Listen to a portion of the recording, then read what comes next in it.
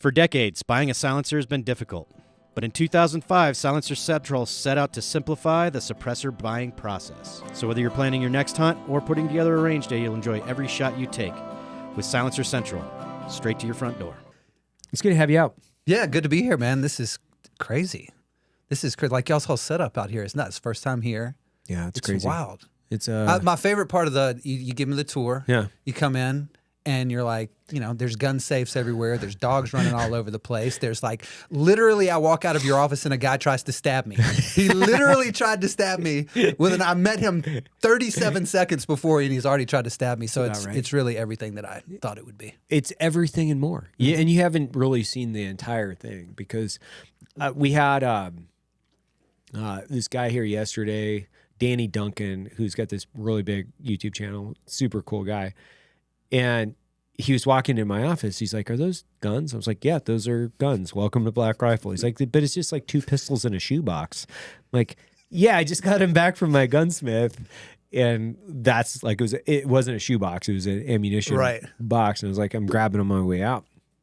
And he's like, "This place is kind of crazy. It's different. Like it's a different spot." Yeah. I would venture a guess that you would have a difficult time finding another public company in the United States with the Black Rifle vibe here at the office. And I mean that is the greatest compliment that you could possibly get. I don't think you could. I think, well, and I always ride that line, right, where as a public company, everybody thinks that it's everything changes and you can't do anything, you can't say anything, you can't be you can't be controversial, you can't do this, you can't do that. And I'm like, not necessarily. We're living in the human condition, which is like we have gray matter and we walk around and we eat and we shit and we do all of these things. Like being human is also making mistakes and doing things that are just inherently human. Mm-hmm.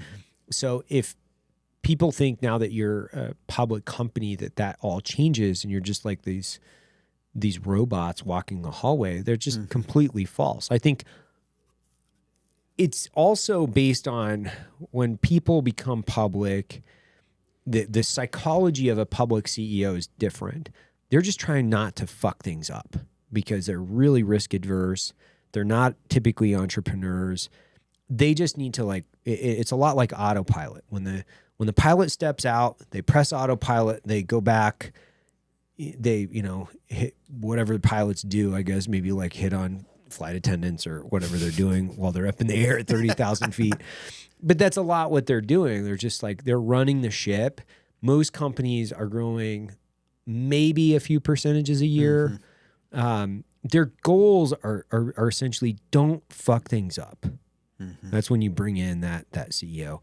I'm still here, so I still fuck all kinds of stuff up. Well, it would be dangerous for Black Rifle becoming a public company to change what's in your DNA. It's the authenticity behind the brand that resonates with people. I just think in life in general, whether it's running a company or whether you're somebody who decides you're going to run for public office and you try to round the edges down, sand the edges down a little bit, smooth things out a little bit. We're going to be more palatable for public consumption. Right. And you lose that authenticity because you're underestimating that the overwhelming majority of people in the world actually don't care if you disagree. They don't care. Like, you could disagree on things and still think that that's a good person or that's a person that I could vote for even. Sure. You respect more if they're willing to stand up for something even if you disagree with them. Right. And people completely forget that when they get in positions of power or they're in the public eye. And from a company perspective, Black Rifle's brand ticks some people off, okay? And if you guys became a public company and were like, well, let's not make anybody mad anymore. Right. Well, you're going to alienate the people that love what you stand for. And being milquetoast is the worst possible thing that you can be in life in general. If somebody hates what you stand for, there's a good chance somebody on the other side is going to actually love what you stand for. And if we're thinking about from a company perspective and how can we make money, is somebody going to buy something that just like, that's okay. It's okay. Or are they going to buy something that they freaking love? They're going to subscribe to your coffee subscription because they freaking love what you stand for and love your coffee. Not that they're just okay about it. You round those edges down, you're going to lose what made it special to begin with. Yeah, I think a lot of companies do that though, because they don't have a mission, right? So they don't have a mission. Mm-hmm. You know, we've got a mission. We've got an authentic mission that we're directly steering towards all the time. And to be competitive in this landscape of products where everything is equal in the context of plus or minus, you know, I prefer our coffee based on my palate. And obviously, you know, I'm the guy or one of the guys that continues to roast and develop the product. I prefer that taste. But plus or minus, everybody in the category is like 10% efficiency as far as like good quality product. And where you have to win is you have to say, well, we have a great product. Do we have a great company and a purpose? Mm-hmm. And to be competitive, I think today in the business landscape, it's not good enough just to be a good product. You have to be a great product, and then you have to have a great company. You have to be able to resonate with your customer base in an authentic way. And for us, you know, 50+% of the company is veteran family members. And did it start out like that? No, it started in my garage just trying to pay my mortgage. Mm-hmm. And contrary to maybe the conspiracy theorists out there that are like, this was a CIA, you know, like thing. I was like, no, man, I left the CIA. Like I was fired from the CIA, actually. You like, and I have both been there. It'd be the best op they ever ran. If that's even like going back further where it's like, I've heard it all. And every now and again, and honestly, we got kind of like this dossier of stuff where we look at every month. And it's like, these are the biggest bullshit things or whatever that, and we get to laugh about them, which is very similar to, we used to have this file with my old office where people would send in the resumes when they were applying to come to work for this company. I don't know if it actually exists anymore, but they used to be a subcontractor for the agency called MVM.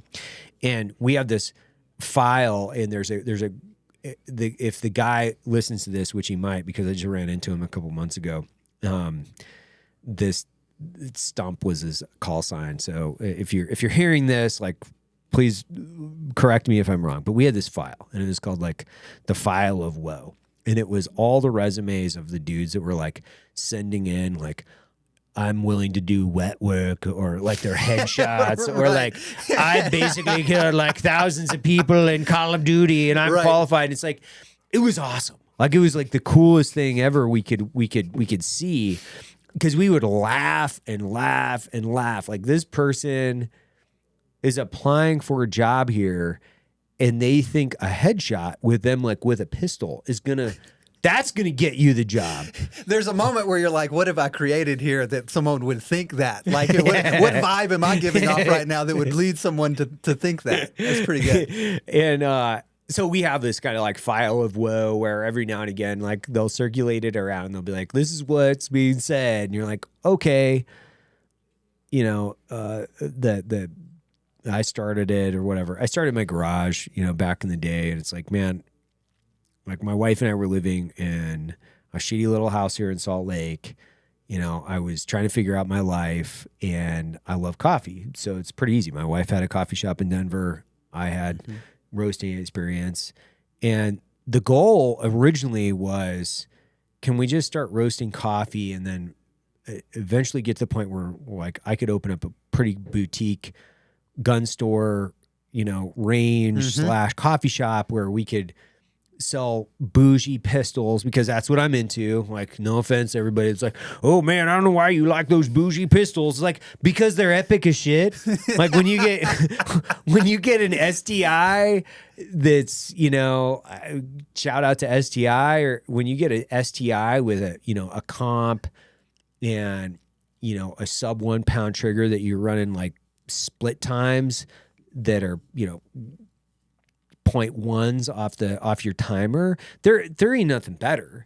So for me, like, I like race guns. Like I love race guns, and I've got like race Glocks and race STIs, and like I love race guns because like I packed lawn tractors basically my entire career.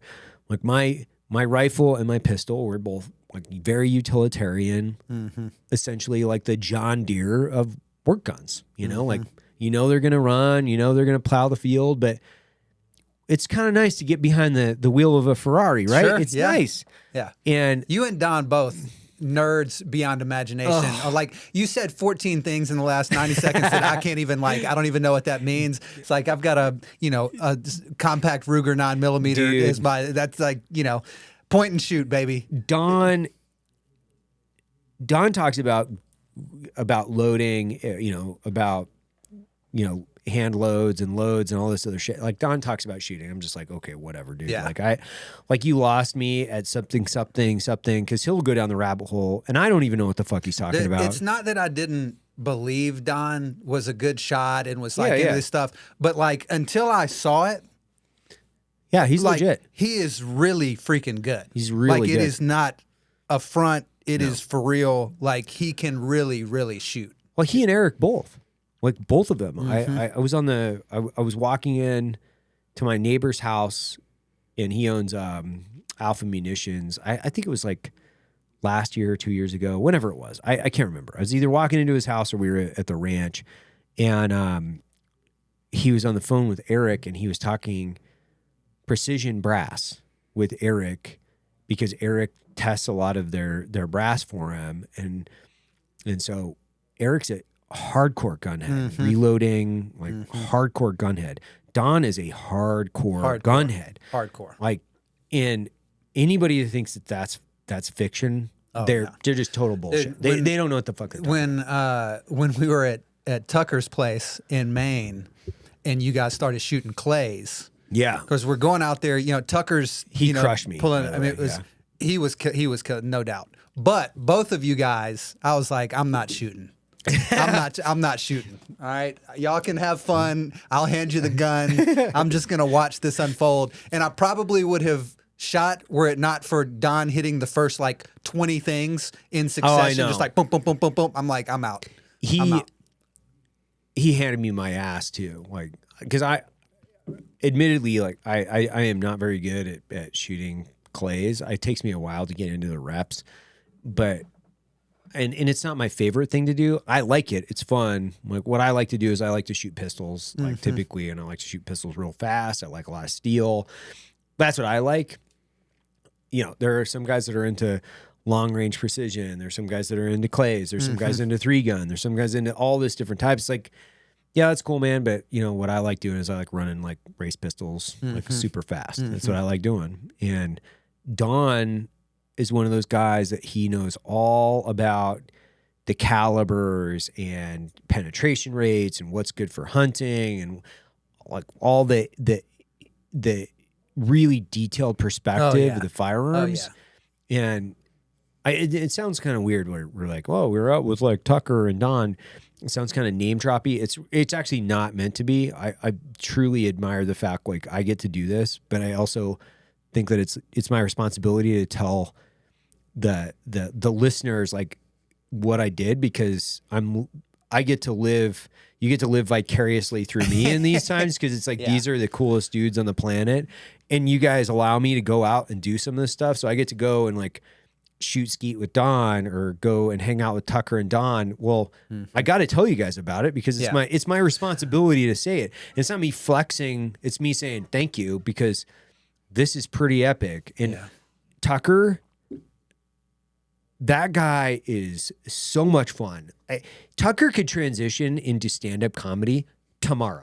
Like tomorrow he could be a stand-up comedian, which would be super funny, by the way, because he'd be wearing like a flannel with Dockers and Birkenstock. and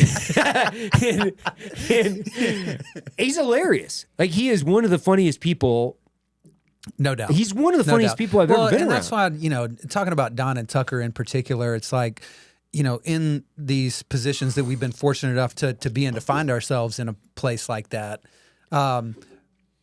we've met plenty of people who are totally full of crap. yeah. That you see them how they are on the television, see how they are in front of the camera or in the public light, and then you see who they are behind the scenes, and they're completely different. And they're a jerk to the person serving them. They're a whatever. You get it. And those guys, I just think the world of them, and that's why I say like.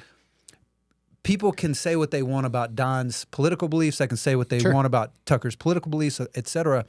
These are people who genuinely believe something and are willing to put themselves out there in a way that most of us can't even fathom the attacks that they endure, their family, what they go through, what they sacrifice to do that.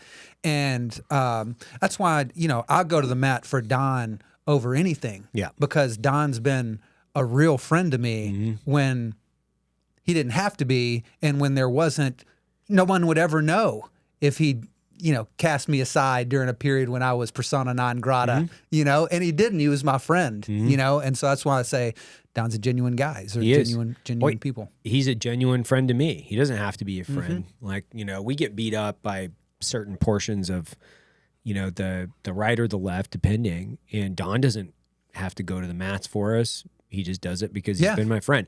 Don has been our friend before Black Rifle was cool. And that's the other thing. I was talking to somebody else, I forget who it was, because they were talking about, well, is that bad for the public image of the company to be associated with Junior? And I was like, I don't fucking care. Like, I'm not going to alienate my friends because of what's happening politically. Like, I hang out with them, and I'm not going to hide the fact that I'm friends with somebody because there's some public perception. Like, if you don't like it, then fuck off. Yeah. Like, he's a good guy, and more importantly, he's my friend. So it's like, I have friends that are both left or right. And the other piece to that was like, I was friends with Tulsi before she was an independent. I didn't like not be friends with her because she's on the left. My other buddy was running for auditor in New York. Yeah, Zach Iskell. He's a really good friend of mine. He's a Democrat.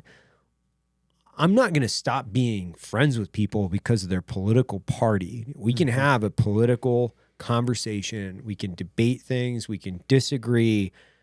But if they're a good person, they're still a good person. Yeah. And I think that's a lot closer to real America than most of this, like, WWE style politics that we're experiencing now.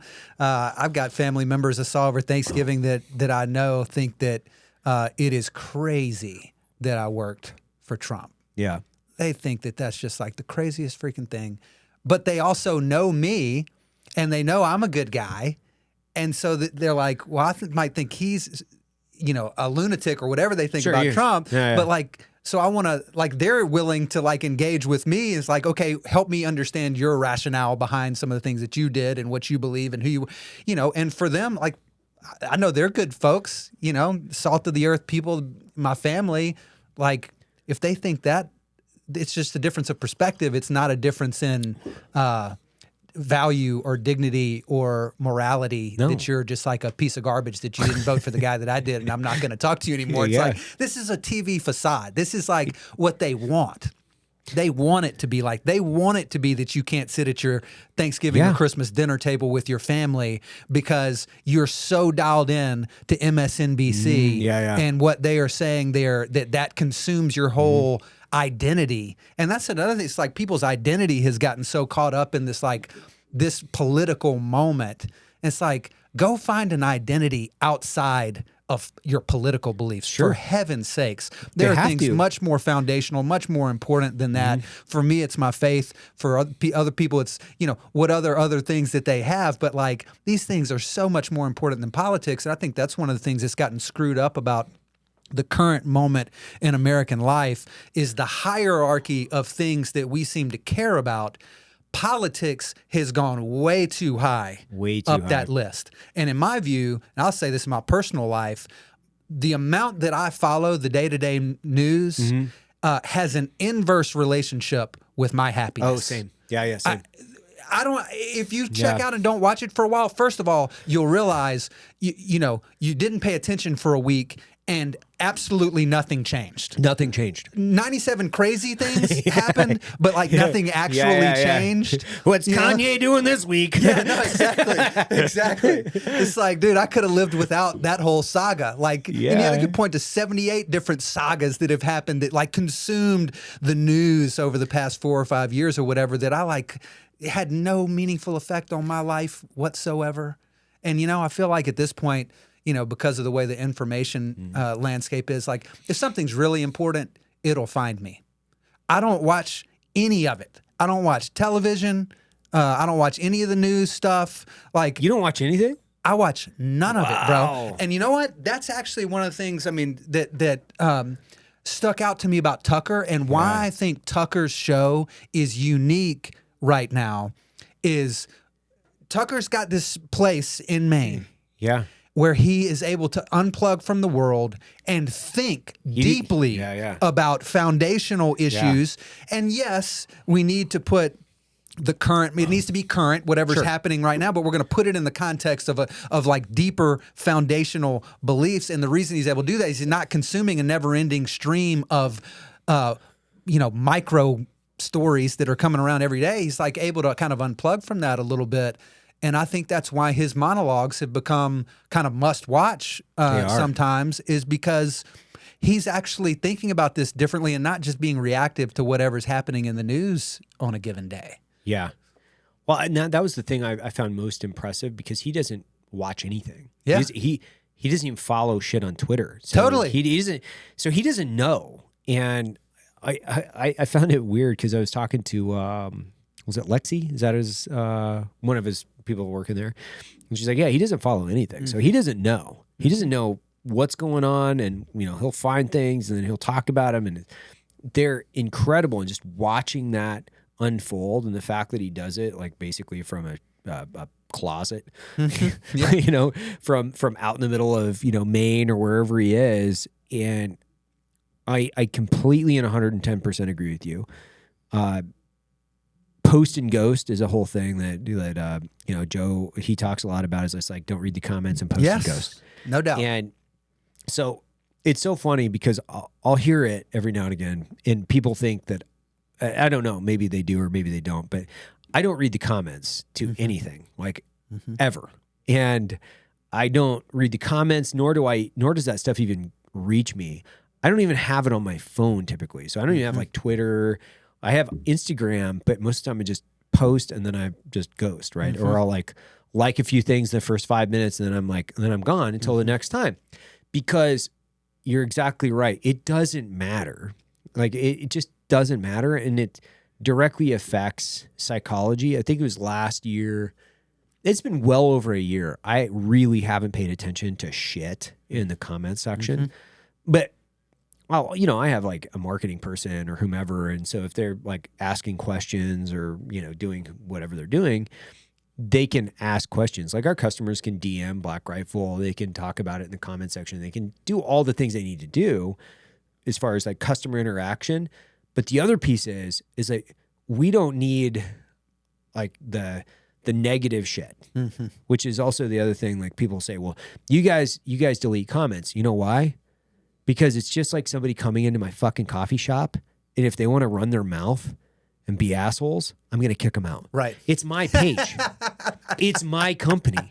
Right. So it's like if some guy comes in and he's acting like a fool, I'm going to tell him to leave.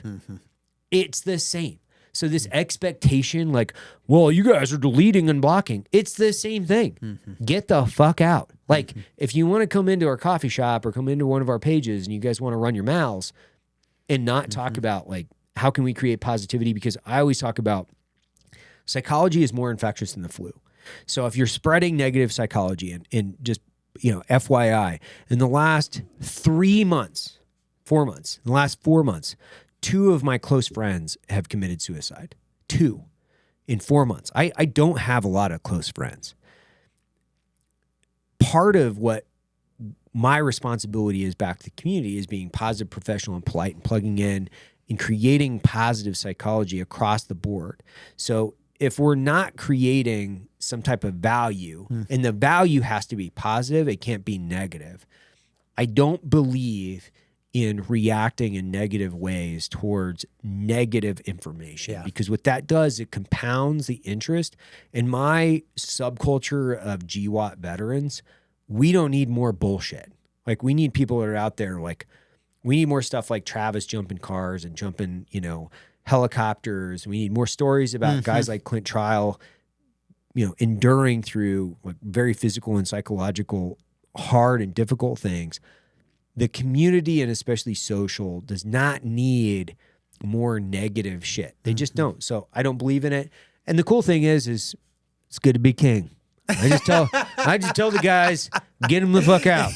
Because guess what? I come into my shop every day, in my coffee shop with my 200-pound furry fucking retarded dogs, work out in my gym and make, geisha coffee and work around 100 people, and 50 plus of those are vets.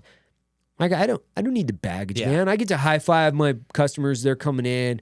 We talk about all this like really incredible shit that we're doing. Like Logan Stark is down in Arizona with Jericho Denman, and they're doing Folds of Honor jumps. So they're doing 7 continents in 7 days. They're jumping. They're doing a world record, 7 continents in 7 days. 2 former special operations vets that just learned how to skydive this year. Like, guys that were like Jericho and Logan both. Like, these guys are hardcore combat vets.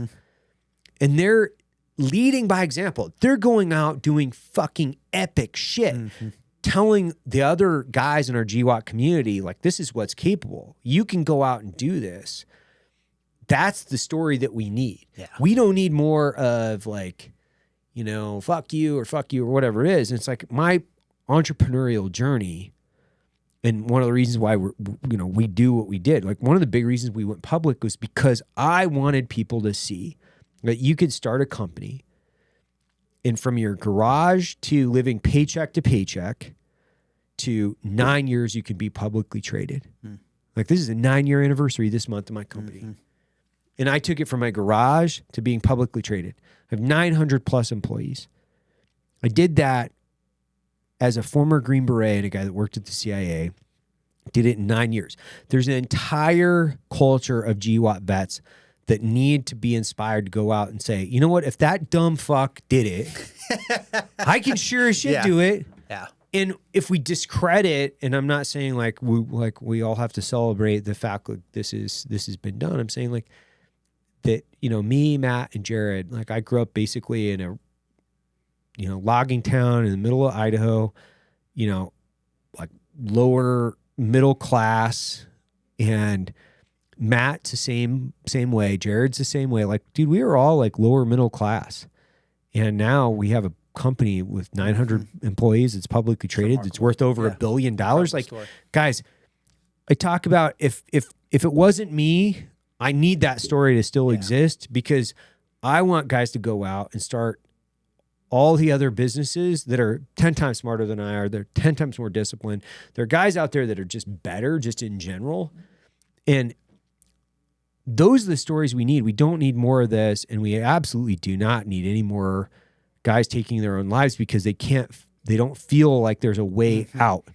Yeah, well, there's obviously more and more research on, the power of social media and the impact that it has on people's psychologies. And I'm no psychologist by any means, but that's not your background. No, did you think I was coming on today? Oh, well, okay. Well, since I'm here, I'll give you a little amateur psychology. One of the things that has stuck out to me about the research that I have read about it is, if you think about human history, for most of human history, you were born, lived, and died in a very small area. Yeah.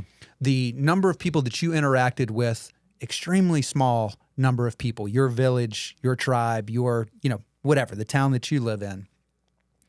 And if something happened in that community, it impacted everybody. Yeah. If there was a suicide in the community, or if there was an accident, somebody died, or if there was somebody's child who fell off of fell down a mountain and broke both their legs and can't walk anymore. All these things happen. It had a profound psychological effect on people in that community because they knew that person and they knew that family and they knew them on a deep, like, personal level.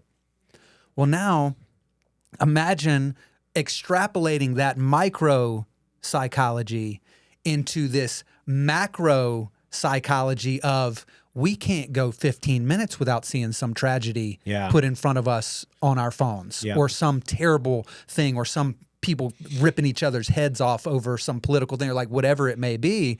And if you do not take control of your own life and say, I am not going to allow this to hijack my happiness, my day, my psychology, you can very easily find yourself in a really dark place just by virtue of the things that are just put in front of you that you're scrolling every single day.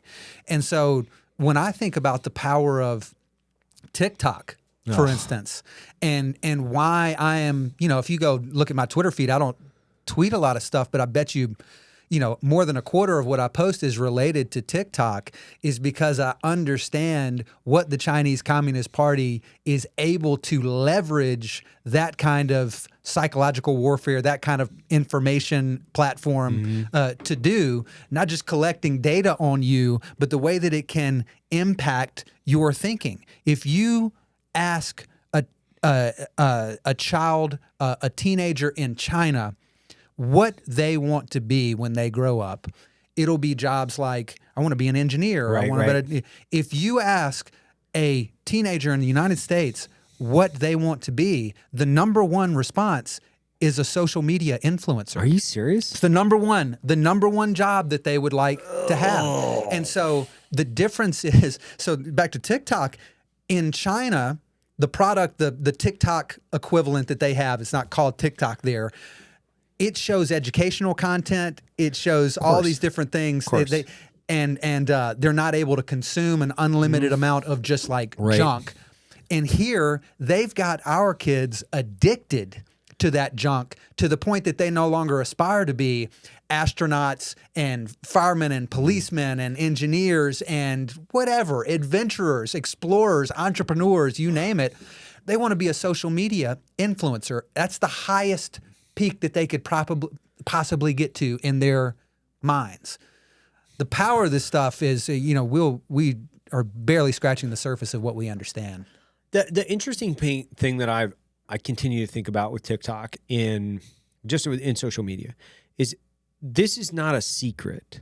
Like most of social media, and we'll just call it out as it is. It doesn't create a positive psychology within the individual. This is not a secret. So, like, if you get off the scroll and start engaging with people, your life gets better. Big time. It just gets better. Then when you get into social programming, and I think there's lots of people that have talked about just social media and the positive psychological effects or programming those effects as far as dopamine hits when it comes to likes and interaction or whatever it is. But we know TikTok is a Chinese technology.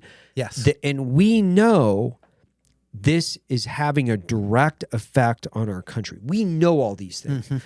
This isn't like right-wing propaganda. Right.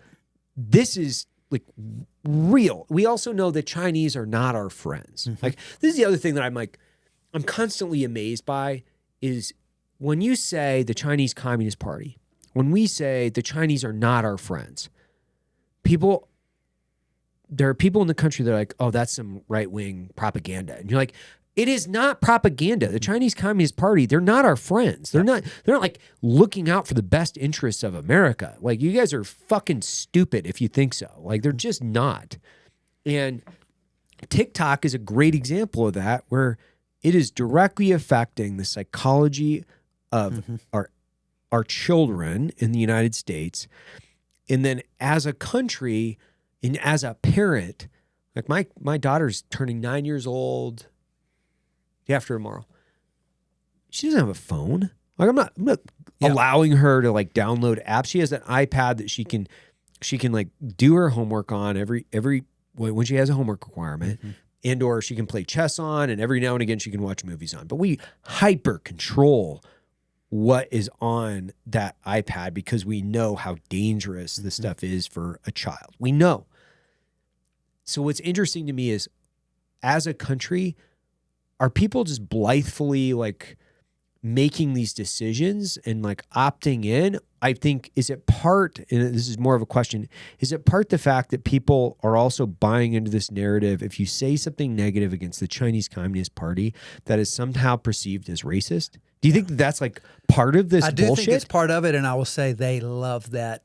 They love that so much. They freaking love it. They think it's hilarious that we would eat ourselves in that way. For people who are probably listening to this, like, who the crap is this guy? Like, we're going to get into that. Well, I want to give a little context before I answer your question. Yeah. When I was serving as Deputy Director of National Intelligence for Strategy and Communications, it's no big deal. It's no big deal.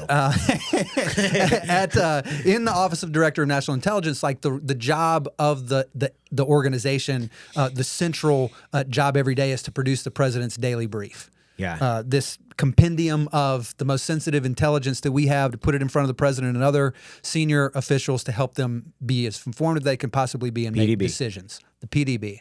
The PDB is a big deal, guys. By the way, like, if you're an intel guy and you make the PDB, that's the thing. That's a thing. That's a thing. Yeah. The thing that was the most striking when I got there was the China threat. And it's like, even if I intuitively understood, China is not our friend, but like the scope and magnitude of what they are doing is mind-boggling. And this is where when people talk about the difference between, let's take a Russia, for example, not our friends either, or China, the difference is Russia they don't have unlimited resources. They've got to pick a place that they're going to screw with us and go deep on that. China is all across the board. They have the resources to compete with us all over the place. The other thing is, let's go back to the Cold War. The Soviets didn't have manufacturing facilities that they owned in the American heartland. Right. And they weren't employing a bunch of Americans, and they didn't have our whole the supply chain tied up going through the Soviet Union. Right. The way that we are so deeply integrated with China and our economies, and the fact that they do have manufacturing facilities here in the United States that they control those things. We've got a lot of our supply chain over there. These things create national security threats that we sleepwalked our way into, allowing these things do you to think happen. it was like sleepwalking? Or do you think it was a combination of arrogance? So I would say it was like greed and hubris to a certain degree, where we just assumed we're the best and there's no way that we can be toppled. Yeah. And, oh, by the way, we're just going to keep making a fuck ton of money. I'm just throwing it out there. No, I think you're right. There were some fundamental assumptions that were made that have been proven wrong. One of those is that the more you liberalize a country's economy, the more their political system will liberalize. So all these people were forecasting China opens up its economy, we engage with them economically. Naturally, they are going to be a free and open society at some point. And what they said was, no, we're going to try to have, and I'm putting myself in the shoes of like Chinese Communist Party leadership, I'm going to have the best of both worlds. I'm going to get the money that comes from a market economy, at least some elements of a market economy, while maintaining command and control over my population, having total authority and power in the country. And so that is something that we have not seen, certainly not at this scale, but have not really seen work quite in that way in the past. And so I think there were some people in a well-meaning way read the situation wrong. Right. So that's one. The second piece that you hit on, I think, is exactly right. Greed is a huge part of this. Huge part of this. To this day, let's just take the budding, growing venture capital scene in China. Sequoia Capital in the United States taught them how to do that. Sequoia Capital went over there and taught them how to have this kind of venture capital industry that drove the innovation in Silicon Valley, that did so much wealth creation, intellectual property creation in the United States, teaching them how to do these things because they saw a massive market of 1 billion plus people that they're going to tap into. Right. And the same thing when we think about all these companies that are American companies, great American success stories like an Apple. I mean, not to just single them out. I can go any direction on this. Yeah. But like Apple is a great example of, hey, we can save a crap ton of money in our manufacturing process by locating these facilities in China. And then what happens? Over time, they basically become held hostage to China because now they're so dependent on their manufacturing over there that, here's a great example. Apple used to put on their phones, made in California. Yep. Well, at some point, the CCP said, well, hold on just a second. Like, this is being made in Xinjiang. This is being made here in China. I don't want you putting that on your products anymore. And they have to like say, okay, are we going to risk this giant thing that we've built over here that we are so held hostage by, or are we just going to acquiesce? And so you start doing this in little things, and over time you start doing it in bigger and bigger things. And that's what we're seeing across the board is so many of these great American companies, incredible American success stories, they chase a little bit of extra margin in their supply chain, in their manufacturing, and whatever it may be. And they're going to give up a little bit. Look, everybody's system's a little bit different, right? They just have a different system than us. We're going to respect their system. And at some point, your business has been had. And some of the greatest American companies are now, unfortunately, held hostage by the Chinese Communist Party because of greed. Oh, yeah. I see it. I see it just based on a manufacturing capability within the United States. So there are things that we can make here, and there are things that we can't make here. So I've talked about it before, but a double wall stainless steel thermos, for instance. So a double wall stainless steel vacuum sealed thermos, they do not have a factory in the United States that can make this item. That's like the traditional thermos. And the expectation from a customer is, we want you to buy American made. I'm with you. I'm 100% with you. I want to buy American made. I want to support American manufacturing. I want to build jobs in the United States. I do. There's not a factory. I was having this conversation with one of our customers, and they're like, well, why don't you guys build a factory? I'm like, because I don't have an extra $100 million laying around.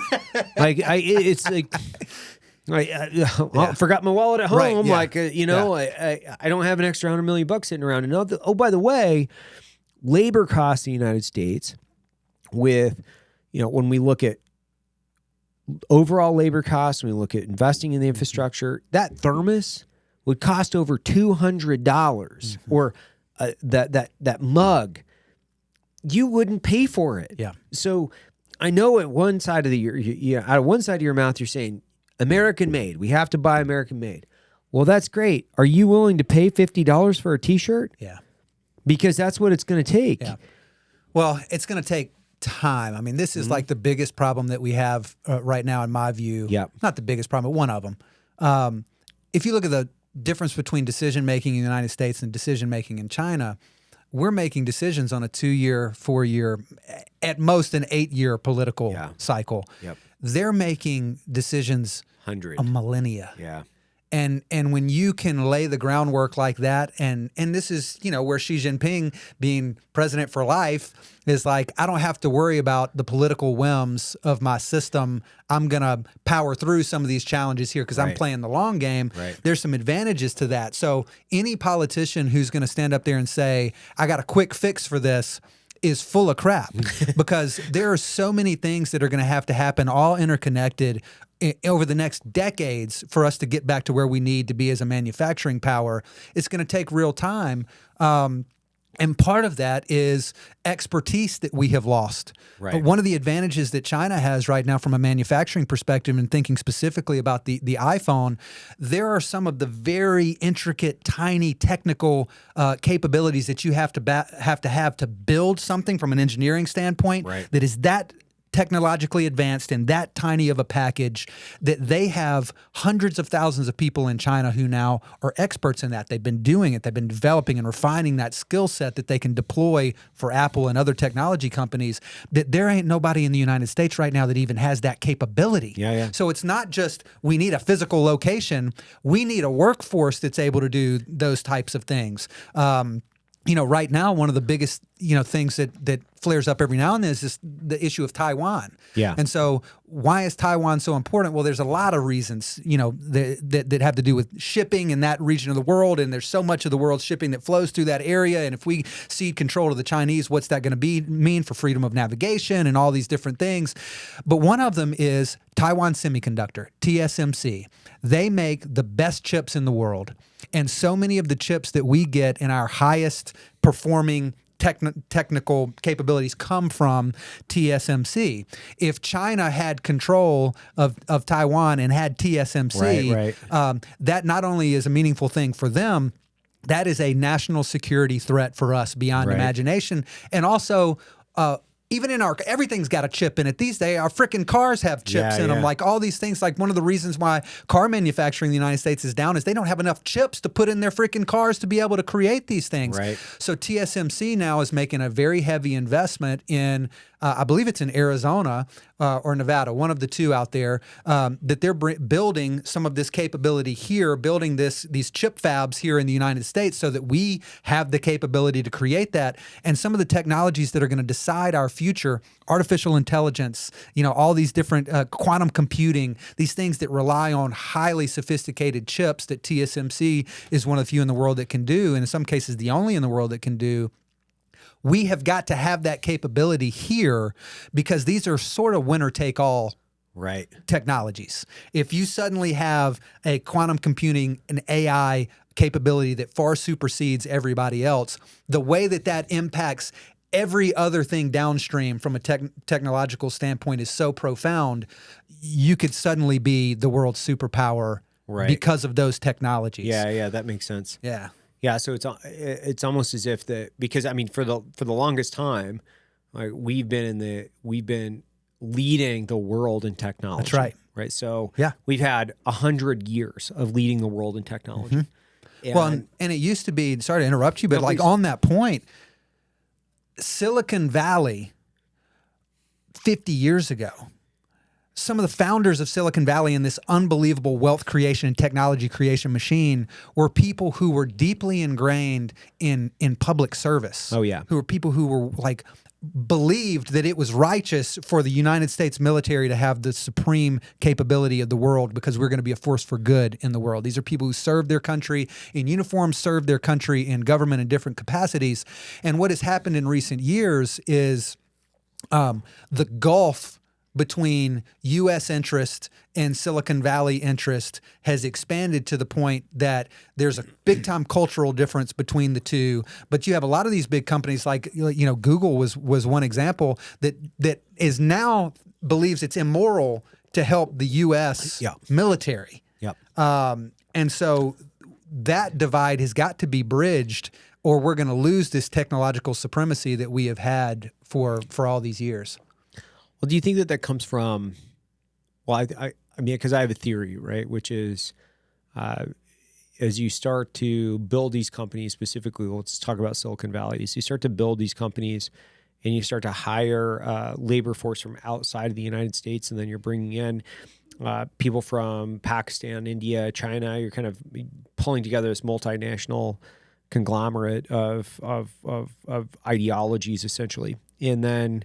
Once you do that, what that does is it says, well, you came from Pakistan, you came from India, you came from China, you came from, the Ukraine and Russia and all these other things. Then you have a minority of the workforce essentially being from the United States. And then there's this anti-United States rhetoric that's kind of a conforming ideology specifically related to that company or corporate culture. Then when you layer that on to, well, now if the universities themselves are somewhat anti-patriotic, so you have this kind of anti-American belief within some of the corporate cultures based on the layer cake of differences. And we have like Afghanis, for instance, that work here, but the Afghanis that work here serve the United States. And their families, they served the United States in the war against terror, specifically in Afghanistan. They fought against the Taliban. They're very patriotic. They're very American. Yeah. And I think that there's a lot of this anti-American rhetoric that is stemming from, well, one, negative propaganda that's essentially it's an indoctrination factory within the university systems, which we could go down that rabbit hole for hours. Yeah. And then you have people that are coming in from other political systems. Like, well, wait a minute, like I came from wherever, and I still believe there's somewhat of an economic caste system within India. I think there's probably zero debate as to whether or not that's factual or not. But if they're coming here specifically and they're not familiar with the land of opportunity and they don't see it as that, I think that kind of lends itself. Yeah. Well, I have a few thoughts on that. One is, what we're talking about here is high-skilled immigration. So H-1B visa, debate over how many of those should exist and whether this is a good thing for the country. I don't know that the scale of that is large enough that is the core issue there. Right. There may be some of that. A lot of these people who come here, I have found, are much more in the vein of like what you're talking about, like very patriotic, this land that gives them this incredible opportunity, and they feel like they owe this country that gave them a chance, something.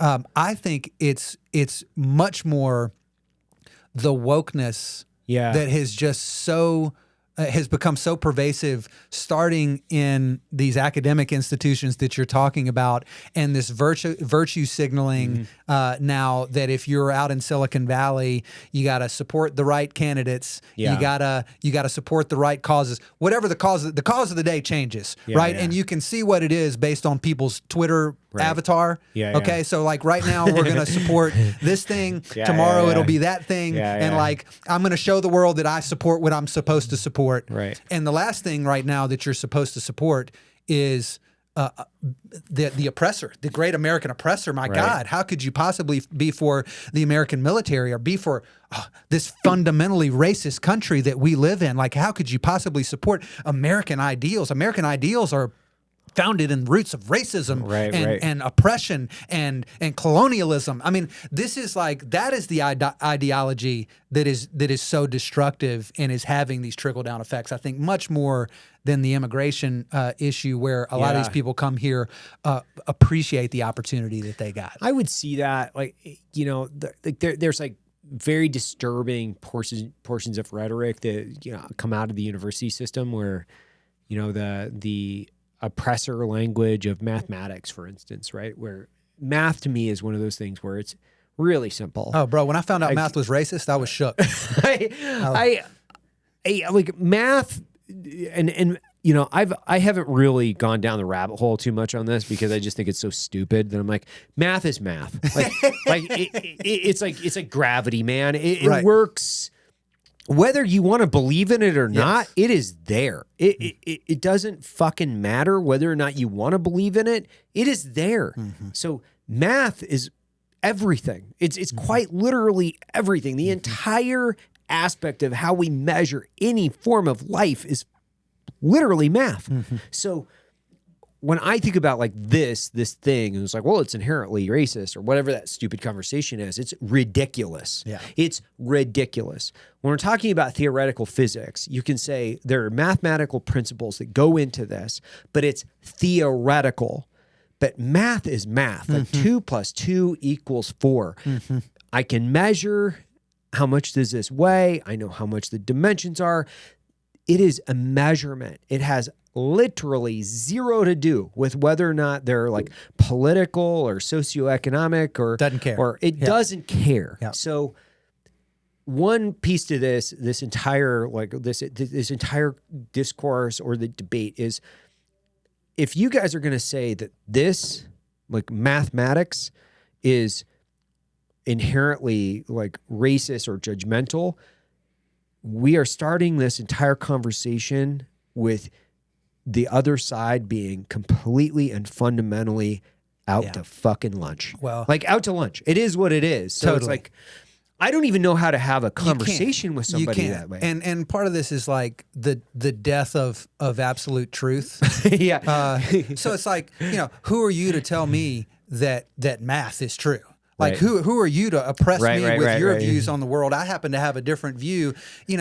Let me just break it to some folks.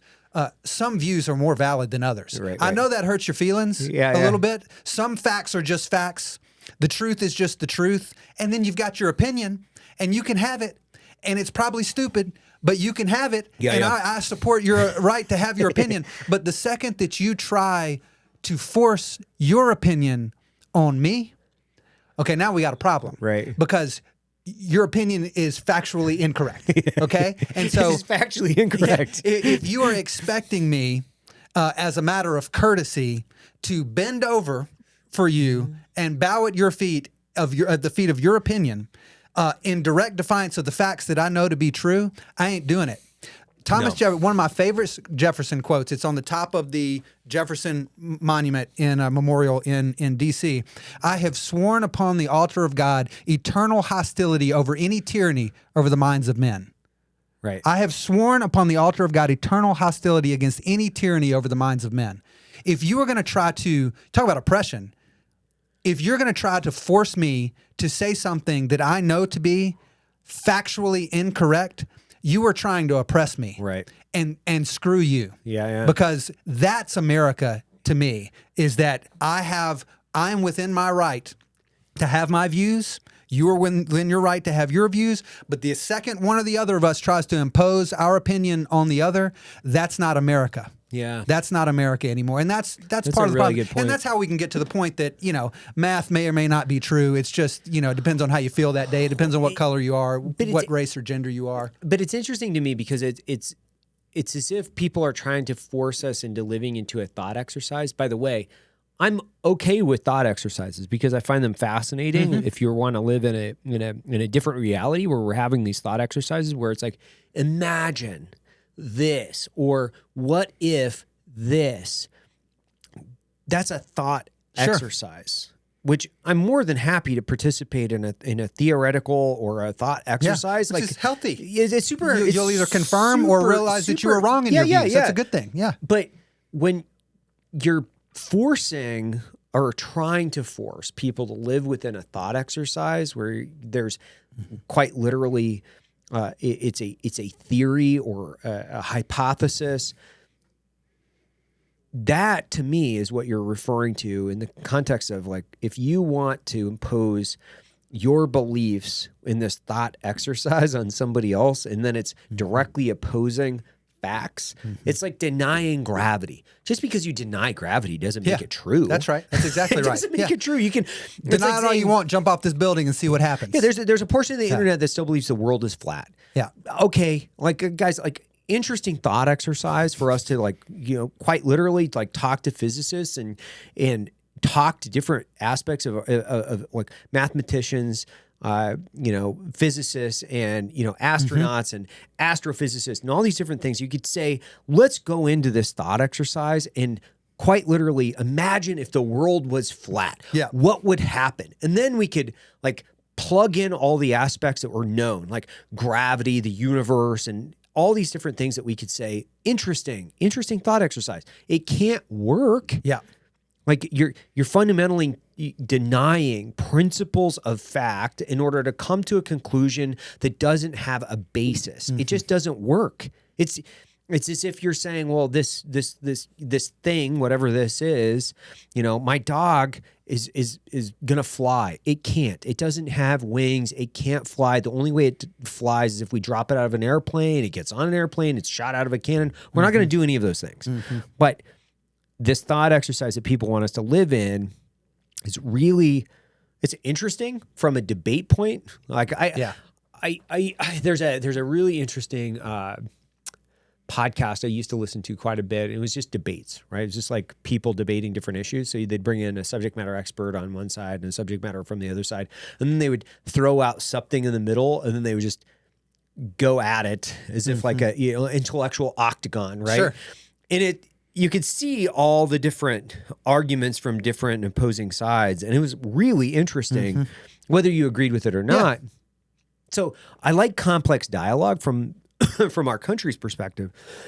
Excuse me. Complex dialogue is really interesting. It's when it's not complex. Yeah.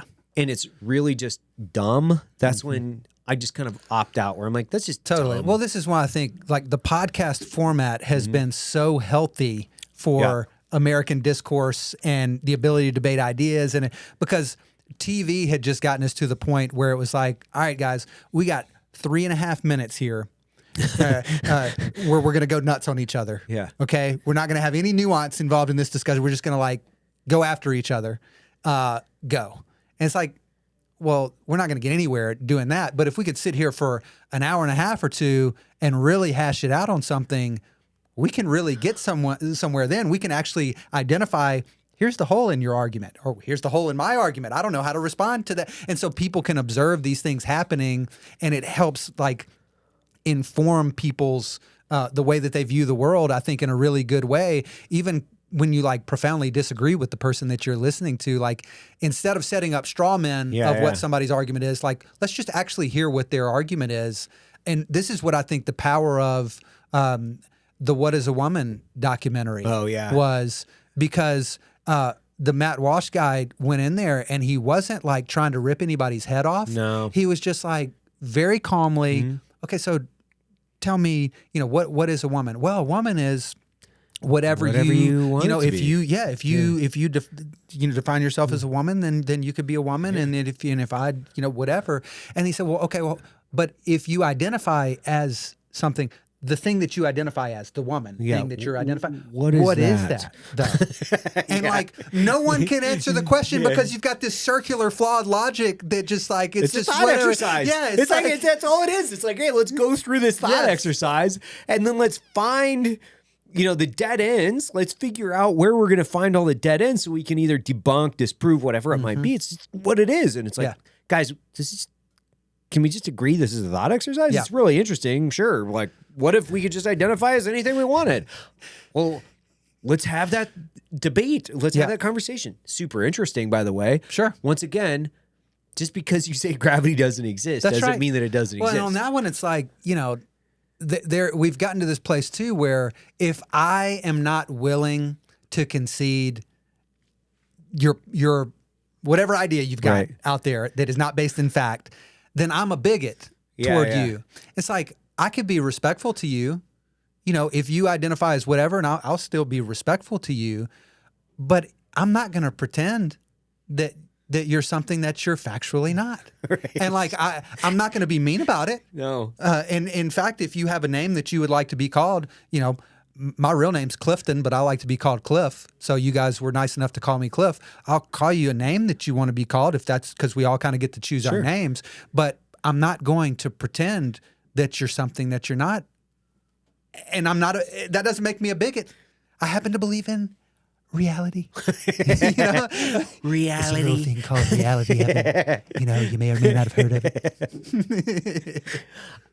I actually like I really enjoy like these thought exercise conversations because they are really interesting, right? Where you're like, what if this thing, right? Like, what if we could just identify as anything, or what if we were changing our name every day, like we were changing our clothes?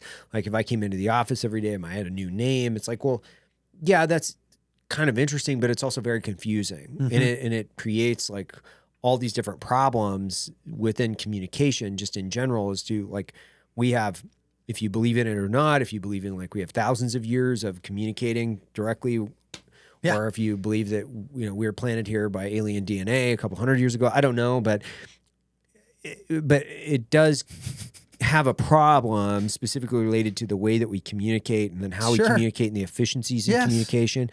And so it's just even identifying like little obstacles within effective communication just in general as a society. So it like begins to really make people confused. Yeah.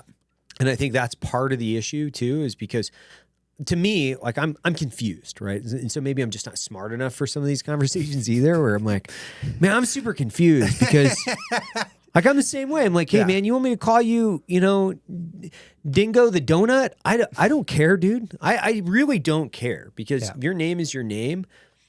But if you're like, hey, I'm actually, 7'3", I'd be like, man, you're not. You're just not. Love you though, but bro, you're not. Hey, dude, you're not. Dingo the Donut. I got you, your name, but you're not 7'3". Yeah. I know what 7 feet looks like, and it's just not. Well, there used to be this appreciation for, I guess what you would almost call like ancient wisdom, Yeah. There's these things that have withstood the test of time. Yeah. You know, some of the things that we see in the Bible, some of these like foundational, like these, you know, Aristotle and Plato and all these people, these philosophers and this ancient wisdom that has existed and has withstood the test of time. Right. That somehow we have decided in our great arrogance, we have become more enlightened. Right. And actually all of human history has been wrong about all these things. And we have, not divinely, because we're not going to concede that there is a God, something the universe has bestowed upon us, this great wisdom that no one has had before.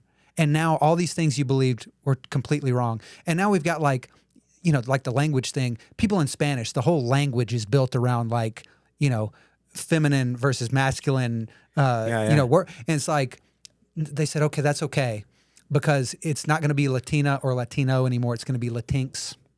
We're going to use the X. We're going to bring this X in here, and we're going to fix this for you guys. Your whole language is bigoted. Okay. Okay, so we're going to fix it with this X. Right. You're now the Latinx. Okay. And, Interesting. And they're all like, well, hold on just one freaking second here. Like, this is outrageous. You're not changing my whole language because of this. But if they stood up and said that, they'd be like, well, what is wrong with you? Like, how dare you not be woke enough to understand how bigoted your language has been for all of these millennia? You know, it's freaking crazy. Black Rifle Coffee Company set out on a mission to make the best cup of coffee that's ever hit your mug. The dream was to sell enough premium coffee to be able to build a support network of veterans, first responders, and law enforcement. Thanks to your support, all that dream has become a reality. Black Rifle Coffee is roasted by a veteran-led team of brilliant coffee graders here in the United States who work tirelessly to roast and bag the highest quality coffee right here in America. The coffee is truly one of a kind, but it's your support that gets the gear, funding, and supplies into the hands of those on our front lines. This year alone, your support has helped BRCC expand our team of active duty service members, veterans, and veteran family members. Black Rifle was also able to donate over 120,000 bags of coffee to veterans and first responders in 2022, all thanks to you. You can purchase at blackriflecoffee.com. You can also find Black Rifle Coffee in grocery and convenience stores near you. Black Rifle Coffee, America's coffee. For decades, buying a silencer has been difficult. But in 2005, Silencer Central set out to simplify the suppressor buying process. So what happens when you buy from Silencer Central? Well, they help you find the right silencer for you, they handle the paperwork so you don't have to, and they give you a free NFA gun trust so you can share your suppressor. Silencer Central allows you to pay while you wait. They make sure your purchase is carefully prepped, packaged, and protected until the moment you're approved. Once approved, they deliver it straight to your door. So whether you're planning your next hunt or putting together a range day, you'll enjoy every shot you take with Silencer Central, straight to your front door. How, shifting topics just a little bit. So you're here today. How did you get here? Like, so give me the Clifton Reader's Digest version. Oh, man.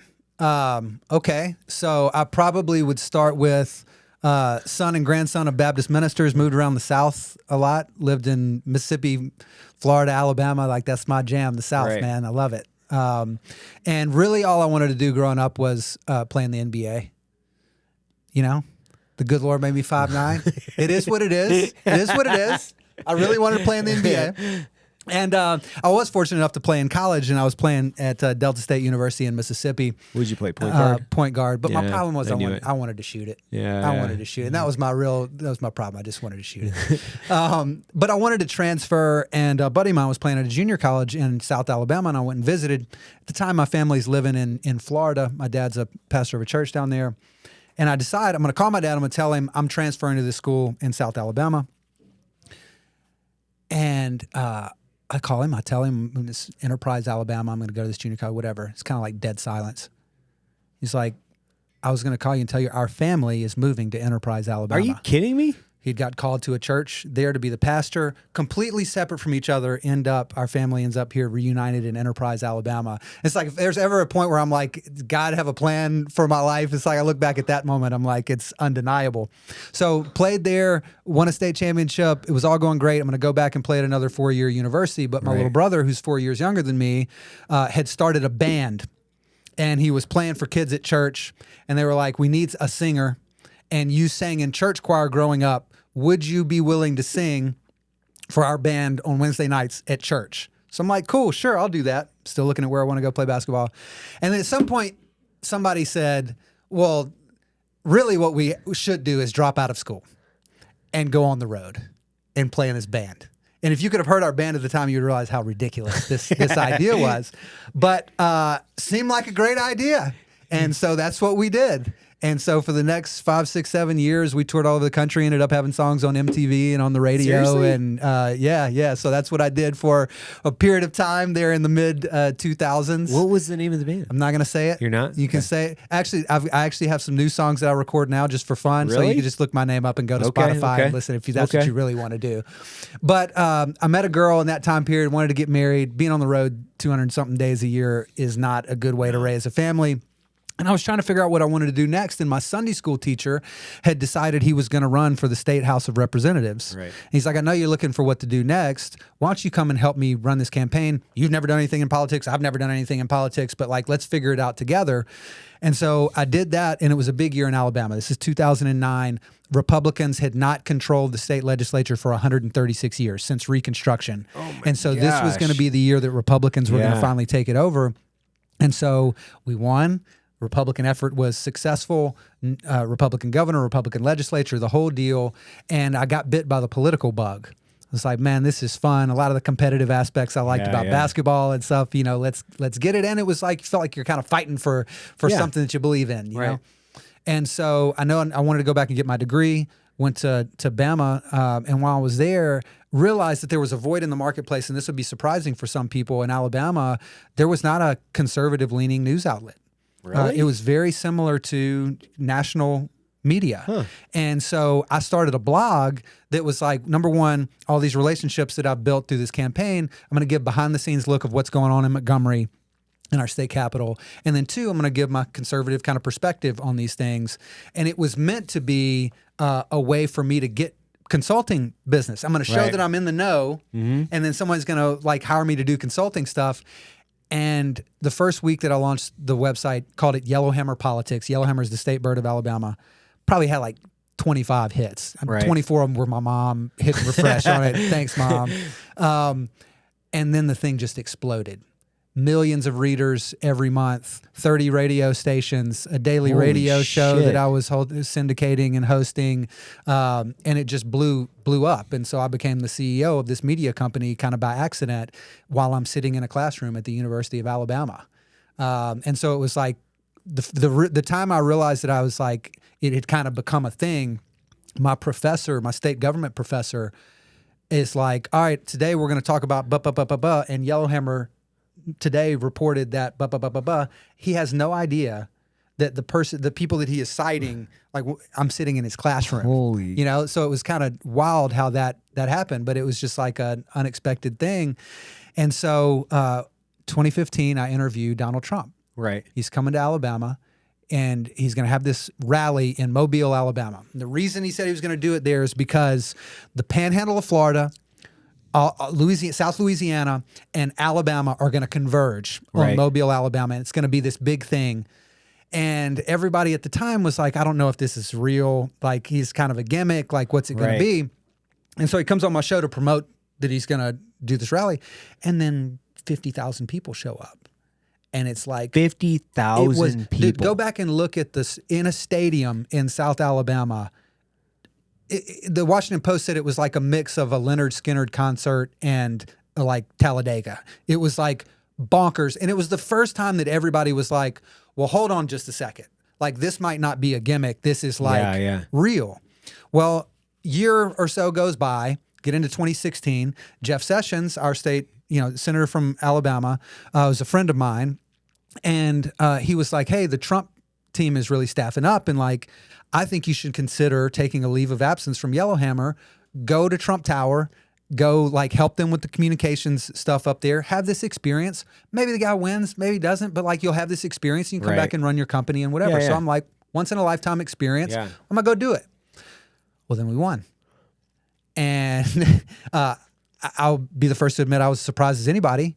that we did. And only because like, even if you like feel like in your bones, like something is happening here. Yeah. You're looking at every piece of empirical data and it's like every poll says we're getting smashed. Yeah. So like we must just be drinking our own Kool-Aid. There's no way that this is like, sure enough, he won. And so I'd got to know Trump really well in that time period because I helped any video he recorded, I would help record his videos and do all the scripts for him and do all these different things. And so he's a TV guy, right? So like he's very particular about how he likes things. So I really learned he likes the camera from this side and not that side. He likes the lighting to be this way and not that way. He likes to be against a white background, not a dark background. Like all these little nuanced things. And so he could just walk in and knock his stuff out. He knows I'm going to do it right for him. And, you know, so we got to know each other really well. So he offers me a job running messaging for the White House. And the only thing between my office and the Oval Office is the Roosevelt Room. And so I'm like, I'm a kid from South Alabama. Like, you know, I wasn't expecting to sell my company. I wasn't expecting any of this to happen, but like, I have to take this opportunity. And the challenge was the White House counsel told me when January 20th comes and it's the inauguration day, you have to have sold your company or you're not walking in the building. And so I had like to fight, like sell my company as fast as I could, like literally closed the deal on January 19th, like sold the company just in time to get to come in. And so for the next year and a half, ran messaging for the White House, which was leading kind of the communications messaging for all our major initiatives, the overhaul of the tax code, confirmations of all our cabinet secretaries going through the Senate, any crisis situation that may have been going on that day. You mean every day? Every day. Yes. The tweets, doing the tweets, whatever it may be. And just had an extraordinary experience, man. Like there's nothing like working in the White House by sheer virtue of the fact of every single person that comes in there is at the top of their field. Yeah. So like if you're meeting with a foreign leader, it's the king, the prime minister, or the president. If you're meeting with business leaders, it's CEOs of the biggest corporations in the world. And so like to see the way that people negotiate and run meetings and interact with each other at that level, I just don't know if there's an environment in the world that you would be able to see it like that. So it was just like so cool in so many ways. What's that like when you walk in, because the first time you walk into the White House, like really go into the White House, and then when you first go into the Oval Office, what's that like? Yeah, man. So my apartment, I literally Googled. I'd never been. I mean, I've been to DC, but I'd never like really gone. So I like Googled apartment close to the White House, and got it without even looking at it. And I got there and it like looked a lot bigger in the pictures than it was in real life. But my apartment's on the east side of the White House, like 1 block away. Right. So I would walk in the East Wing every day. And I repeated this every time, cognizant of like, I'm only going to get to do this so many times. Yeah. So I know when I walk through the East Wing, I'm walking over the nuclear, the bunker down there.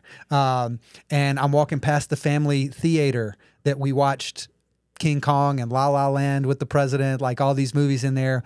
You walk down the ground floor of the residence, and you see all these photos of the first ladies come through there. Right. Like they have all the first ladies' portraits. And Trump used to love to point out Hillary Clinton's portrait because she thought she was going to be president, but she never was. So this is as close as she'll ever. So he would doing the whole thing there. And you walk past the diplomatic reception room and you think about all the foreign leaders who have walked in that and all the history that has happened in that room. Or the map room right there where in World War II they had literally laid out the globe, like the maps of how they're moving the different pieces, the things that have happened there. And then you walk out onto the West Colonnade right by the Rose Garden. And it's the columns, the white columns that you see in all these pictures. And you think about, this is where Reagan walked down every single morning to work holding the briefing books from the Cold War, or JFK walked in here with his kids every single morning, like all the things that have happened here. And then you bend a corner on the Rose Garden and you walk into the Oval Office there, and it is so disorienting because it's the light's different in there, man. Like there's no shadows. Like the way that they have the lights done, the way that it hits, like it's from all different angles. There are like no shadows in the room. Because of the photography? I don't think there's a reason per se. Maybe there is, but it's just like the way that it's lit is different from the rest of the building. And it's a spherical, oval shaped room, so there's no corners, to hide in. And then you look at the Resolute desk that was a gift to the United States from the HMS Resolute that the British gave us that so many presidents have sat behind. You can't sit there without feeling the weight of history that has happened there and like the respect that you have to have for this ain't normal. Right. And this is a once in a lifetime, maybe unique experience that you're going to have that you better savor every single moment of it. And so, the West Wing, the Oval Office is like, it's an intoxicating environment because you just never get used to it. That's never normal to walk into that room. So just amazing. I can't even explain it. It's just like so cool. But honestly, the rest of the White House is sort of a dump. Like, I don't even mean that, it's kind of pejorative, right? But it's an office building that is open 24/7 and is constant traffic and constant things going on. So when we first got there before the renovations had happened, it was dingy carpet that had been for the last 8 years.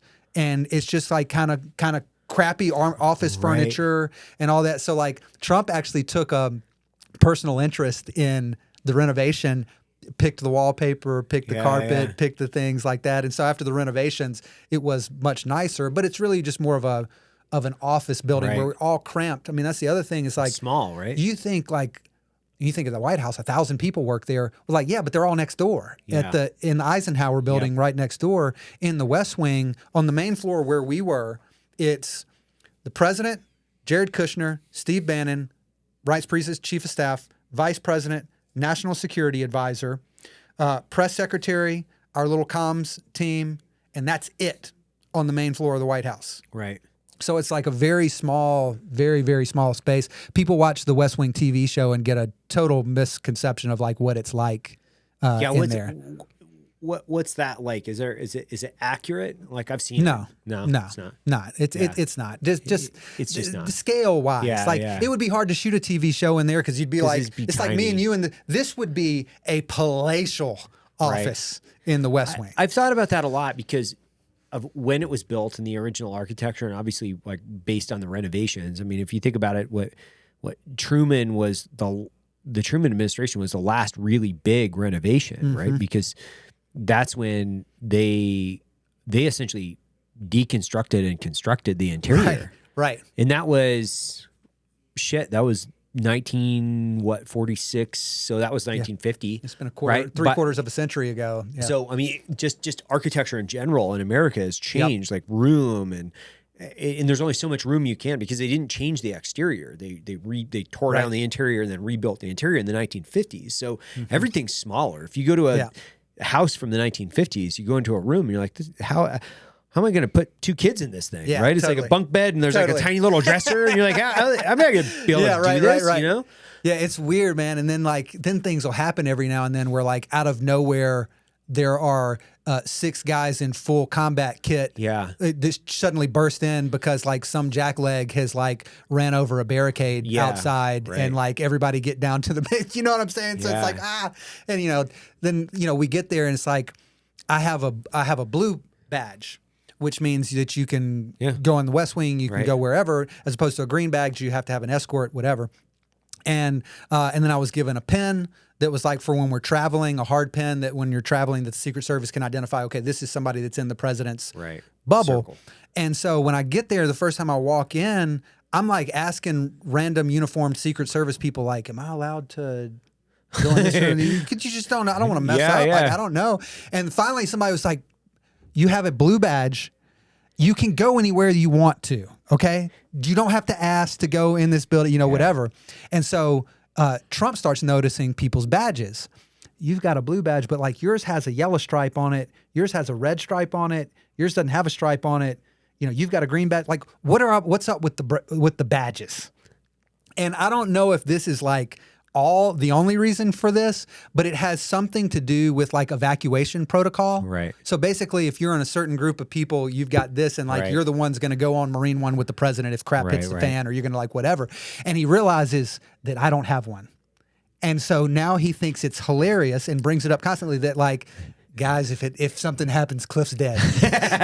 Like he's not coming. It's not coming if something like really happens. And then like to come full circle, when I came back in the administration, we're skipping some stuff, but like as deputy DNI, well, now I'm at this offsite like top secret location where if like really crap does hit the fan, where we set up a functioning government outside of DC, and I'm like, I get to come now, baby. I have to call the president and say, now I'll be there, but don't worry. It's going to be great. Have you gone, did you go to Camp David? Yes, but like I didn't spend any time there because the way they do like the press stuff is like away from the actual camp. Right. So I didn't really get to go down. I mean, that's like a bucket list thing that I just never really checked to get to hang out there much. But I've heard, Trump's not really an outdoorsy guy, right? So like it's Camp not like David, Junior. Yeah, I think Junior. There were some people who loved Camp David, and some people who were just like, "Well, I'm gonna check that box because it's a cool, but it's not my jam, really." Well, so out of like the years or I should say the months that you were there, like some of the most interesting people that you actually came into contact outside of the president, and of course, because I think that would be obvious, but outside of that, like. Who are the people that you're like, that person is fascinating? Oh my God, I can't believe this happened. For sure. Elon Musk. Oh yeah. So we're having a meeting in the cabinet room about infrastructure. Right. And the president has brought in all of these businessmen who have like some kind of like even tangentially something to do with like infrastructure. So you've got like the guys that build the best airports in the world, and the guys who like build the interstate highway system, and all these different people. And then there's Elon. And so the way that he would usually run these meetings is he kind of go around the room and like let everybody kind of say, what is your perspective on like whatever this topic is that we're talking about? And so you got guys talking about like, Mr. President, if we could, our airports are just a disaster compared to so many other countries out there now. And Trump would be like, well, what can we do with LaGuardia? Because it is a dump. Like, can we fix LaGuardia? Or like, Very true. Which is true. So then we go around the room to all these, they're saying all these things you would expect: highways, bridges, roads, airports, ports, whatever. And he gets to Elon, and Elon says, Mr. President, I'm in the process of building a tunnel that would get you from New York City to Washington, D.C. in 29 minutes. And Trump's just like, oh, this guy's talking about bridges, this guy's talking about... He comes and talks about tunnels. It's like, so he's like, everybody's kind of taken aback by like like what's tunnel? Going on? And so Elon's got the Boring Company that is like the Hyperloop tunnels and all this kind of like really cool, interesting technology. And Trump basically goes, that sounds great, Elon, do it. And so like, so at the time, like Elon's problem was, the jurisdiction for who's like the regulatory authority. I've got a tunnel under cities and counties and all this. So like, who has the authority to tell me you can do this? And so when the president's like, that sounds great, Elon, just do it. Elon and his guy are like, we walked out, he's like, did we just get approval to build a tunnel from whatever? Hey, does he have the power? We have no idea. We have no idea. But Elon was just impressive because of that was an encapsulation of normal people, even very successful people, are talking about certain things and thinking about certain things, and Elon's just like over here somewhere, like just completely different universe of thought, and it was that was really cool to see. Tim Cook, because you're sitting there with the guy who runs the largest company in the world. Met Jeff Bezos outside the Situation Room. That was interesting because it's like, well, at the time, there's the richest person on the planet. Yeah. So that's kind of interesting. And he's jacked now. Yeah. He wasn't jacked at the time. I could still freaking whoop him at the time. I don't know now. A freaking guy's been on some serious, I don't know. Whatever he's on. Yeah. You know, I mean, both him and Elon, like he's like Elon's like grown back hair, Right. And Bezos is getting jacked, and you're like, okay, I don't know what those billionaires are on, but I mean, I hey, want some. Whatever they Let got, me know. like Let us in on the secret. Yeah, Elon. maybe it's like some secret DNA juice that they're like juicing take up. it. I don't know. Yeah. I'll tell you the foreign leaders who stick out to me were Benjamin Netanyahu. Oh yeah. Because you just, until you've been to Israel and see what it's like and you see the challenges that they're facing, that they're in this neighborhood where they're like, everyone wants to push them into the sea. Everybody. And just like what it must be to live the life that he has to live. Right. And deal with that type of pressure where like Iran, for instance, is an existential threat to your entire existence and your people's entire like it was cool to see, you know, somebody who's done that. And I'll tell you, King Abdullah of Jordan, incredibly impressive. And here's a guy who kind of dealt a bad hand in the Middle East in terms of natural resources. Yeah. They don't have oil. They don't have, you know, all they have, he would say, you know, we've got human capital. That's what we've got to offer. They've also absorbed just millions of people from the Syrian conflict into their country and having to navigate that. I mean, you think the immigration problem in the United States is bad and people are ticked off about people taking their jobs. Imagine if like a quarter of the people in the whole country were immigrants and refugees who had come in by no fault of their own, but nonetheless are like taking jobs under the table, trying to provide for their family. And, you know, so tons of challenges that he had to deal with, and just watching him have a command of those issues and interact with the president of the United States, who, you know, let's be honest, like there's levels to everything, right? The president of the United States is like, our country is still the power. Yeah. And to see him come in and like advocate for his people and his, I just had a lot of respect for the way he handled himself, the dignity and the way that he conducted himself. Like he really stuck out as somebody of all the foreign leaders that I met that was very impressive. I've heard that they have kind of a tradition of one cooperating and working with the United States in a very, very professionally dignified way. Yep. Yeah. I mean, King Hussein was very well known for that. Like I spent a lot of time with this old school case officer that worked with King Hussein. And I love this story because he told me years ago. And this guy, John McGaffin, who was the former he's the former deputy director of the agency. Really good guy, old school case officer. And he was working with King Hussein for years. So obviously, like, you know, the CIA and the King, like, he wasn't an asset. He was working with them. Sure. And he was telling me this story about how he was like, he was coming home and his wife was sitting there in the apartment, and there's like in Jordan, and there's like this aroma, like she's cooking, but she's just reading on the couch. And he walked in, and King Hussein is like cooking dinner in his house. He's like, I'm coming over to cook you guys dinner. Right. He's like cooking dinner for the family. Amazing. And he's like, this is so fucking weird. Yeah, you're right, you right, know? right. He's like, oh, John, how are you? Like, I've showed myself in. I'm just cooking. Everybody take the day off, you know? And like, what? Like, it's awesome. I have a friend, I won't say his name. I have a buddy who went to meet with King Abdullah. Yeah. They're in Amman. And they get out of the car, and he had brought his kids with him. And one of his, you know, they obviously prepped the kids on how do you comport yourself when you're interacting with a king, and how do you even address him, and how do you whatever. And so one of the kids gets out of the vehicle and says, hello, Your Majesty, my name is X. And it was not the king. It was somebody who is like, had just come to let him out of the car. And the king was like, I'm over here. Like, it's me. But like, to have the humility to be like, I'm not offended by that. Like, hey, it's me. You know, why would you know who I am? Like, great to see you. Like, welcome. So that's a lot of cool stories about the Jordanians. And they have been an amazing security partner for us in that region in some really, really significant ways.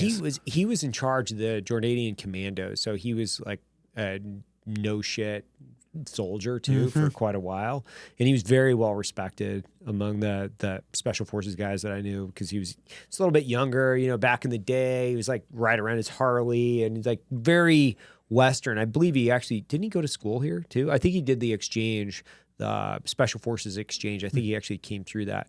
I have this weird story. I was going through the Q course with this Georgianian, and really interesting guy. We became decent friends, but we were having this conversation about. It was like, well, just cultural differences. It's like, well, if your sister were to have premarital sex, what would happen? He's like, oh, we would stone her to death. And I was like, what? Your sister?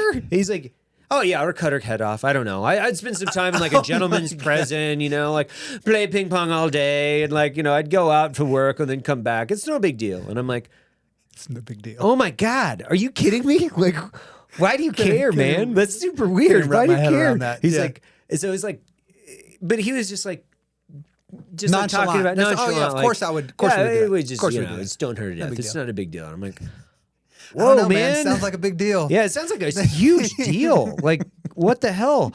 And he's like, oh no, it's it's normal. It's normal. I'm like, oh, not normal, dude. That would never happen here. Like, I don't care what my sister does. Like, she's got her own life to live. He's like, this is why you Westerners are so messed up. This is why you can't. That's why we're messed up. That's why we're messed up. Okay, I'm like, fair enough. One. You're just gonna throw rocks at your sister that you grew up with? It's so weird to me, man. Yeah, and I obviously I spent a ton of time in the Middle East. It's around this time of year. I always think of. I spent Christmas with Talibanis, which obviously he was the president of Iraq for several years, and for like 3 Christmases in a row, I was with the Talibanis, and Hero Talabani was his wife, and then President Talabani be eating Christmas dinner with them. And then one year I was with the Barzanis, and the two main families from Kurdish descent within Iraq that have like the majority of, I would say, the power, the Barzanis and the Talibanis. And I was fortunate enough every year to either be with the Talibanis or the Barzanis, and every year it was like such a great experience because they're really wonderful people. Hospitality, super fun. Over the top. Yeah, over the top. I have this picture of sitting at the president's desk in Sulaymaniyah with I'm wearing his glasses and I'm pretending to like sign a piece of legislation or something, and he was like, he thought it was hilarious. He's like, because he's good humored guy. I think, and these soldiers, because of Barzanis and the Talibanis, they were commanders and soldiers. So of course they love being around soldiers. Yeah. And he would always complain about the case officers, like these fucking case officers, man. Whereas like the Delta Force guys or whoever we were with, they're like, I just like to prefer to hang out with you guys. Yeah. And I there are aspects of that I miss, but I'm never gonna get sick of being home for Christmas. Like being here. Oh man. Yeah. Like you're never gonna get sick of it. Were you working for the White House during it, obviously? Oh yeah. What's that? A couple of Christmases, yeah. Because they have like the giant like Christmas party, right? For all the VIPs and staff, and so it's interesting. By the way, I'm about to take my your first. I'm going to take my first ever sip of coffee. Take the lid off. Yeah, take the lid off because it's nice and cool. Make sure now. that I do this right. Just a sip. I don't want to spill. There you go. Don't go crazy. Just a sip. Yeah, just a sip. It's a big moment. I know, it's a huge moment. Feels right. Feels right that it happened you didn't here. Spit it out. It feels right that it happened here. Yeah. Okay. No, we'll come back to why I've never drank coffee before. Yeah. That was good, man. It's not bad? Yeah, I'm in. Okay, I'm on board. Let me taste it. So, Christmas at the White House. So the Christmas party. This is like the iconic. This is the White House, one of the most iconic Christmas parties ever. But here's what no one really realizes. There are like 30. What? Because think about it. How many people could possibly fit in there for a single party? So you have like a staff party. You have a party. So there's a bunch of them. Right. And the president, when he gets there, I mean, how would anybody know that there are 87 Christmas parties at the? So the president gets there and he's like, "So what's up with the Christmas party? What am I going to do?" He thinks, "I'm going to say a few words. I'm going to like, whatever, say hey to everybody. I'm going to go back upstairs to my bedroom and chill, and I don't have to." He doesn't realize, like, not only does he have to take photos for a Christmas party, he has to take individual photos for 30 Christmas parties. And so he stood there for hours and hours taking individual pictures with everybody who came, or, you know, a couple people if it's a couple, you know, whatever. And he was, I mean, as any normal person would be, had all he could possibly stand of taking pictures, but like he did it. And also, this is the thing about Trump that even his haters should understand, and like they don't have an appreciation. You cannot be in the room with the guy and not be attracted to like his magnetism and his, like, he is an unbelievable host. So every single person, like my wife and I come through the line, he's already taken hours and hours of photos. We weren't even probably supposed to be in the line, but it was just like, hey, let's just go grab a picture with the president real quick, like whatever. And the president had never met my wife before. And he goes, look at her. He said, Cliff, I always knew there was a reason I respected you. You know, he does this whole thing to make her feel like that, like, man, she's beautiful, she's awesome, like, she's great. Your husband's awesome, he's great, he does such a great job here. He, like, turned it on for that one because he knew that that moment was, like, special for my family, that he's going to meet my wife and, like, whatever. But it's a miserable experience for him. Miserable. Now, for the rest of us, it's like you're mingling, like on the state floor of the White House, it's state dining room, which used to be Thomas Jefferson's office. Right. It's red room, blue room, green room, East room, which is the big banquet room where all the food is in there. And then the grand hall, when you first come in, it's got the piano and the band is in there playing, and the decorations are just unbelievable. I mean, it's a really magical, like really special thing for anybody that gets to go. It meets the hype. My biggest memory of Christmas time at the White House, though, was we're working in 2017, we're trying to pass the largest overhaul of the tax code, biggest tax cut in a generation. And it's a contentious debate. We're trying to wrangle the votes, like whatever.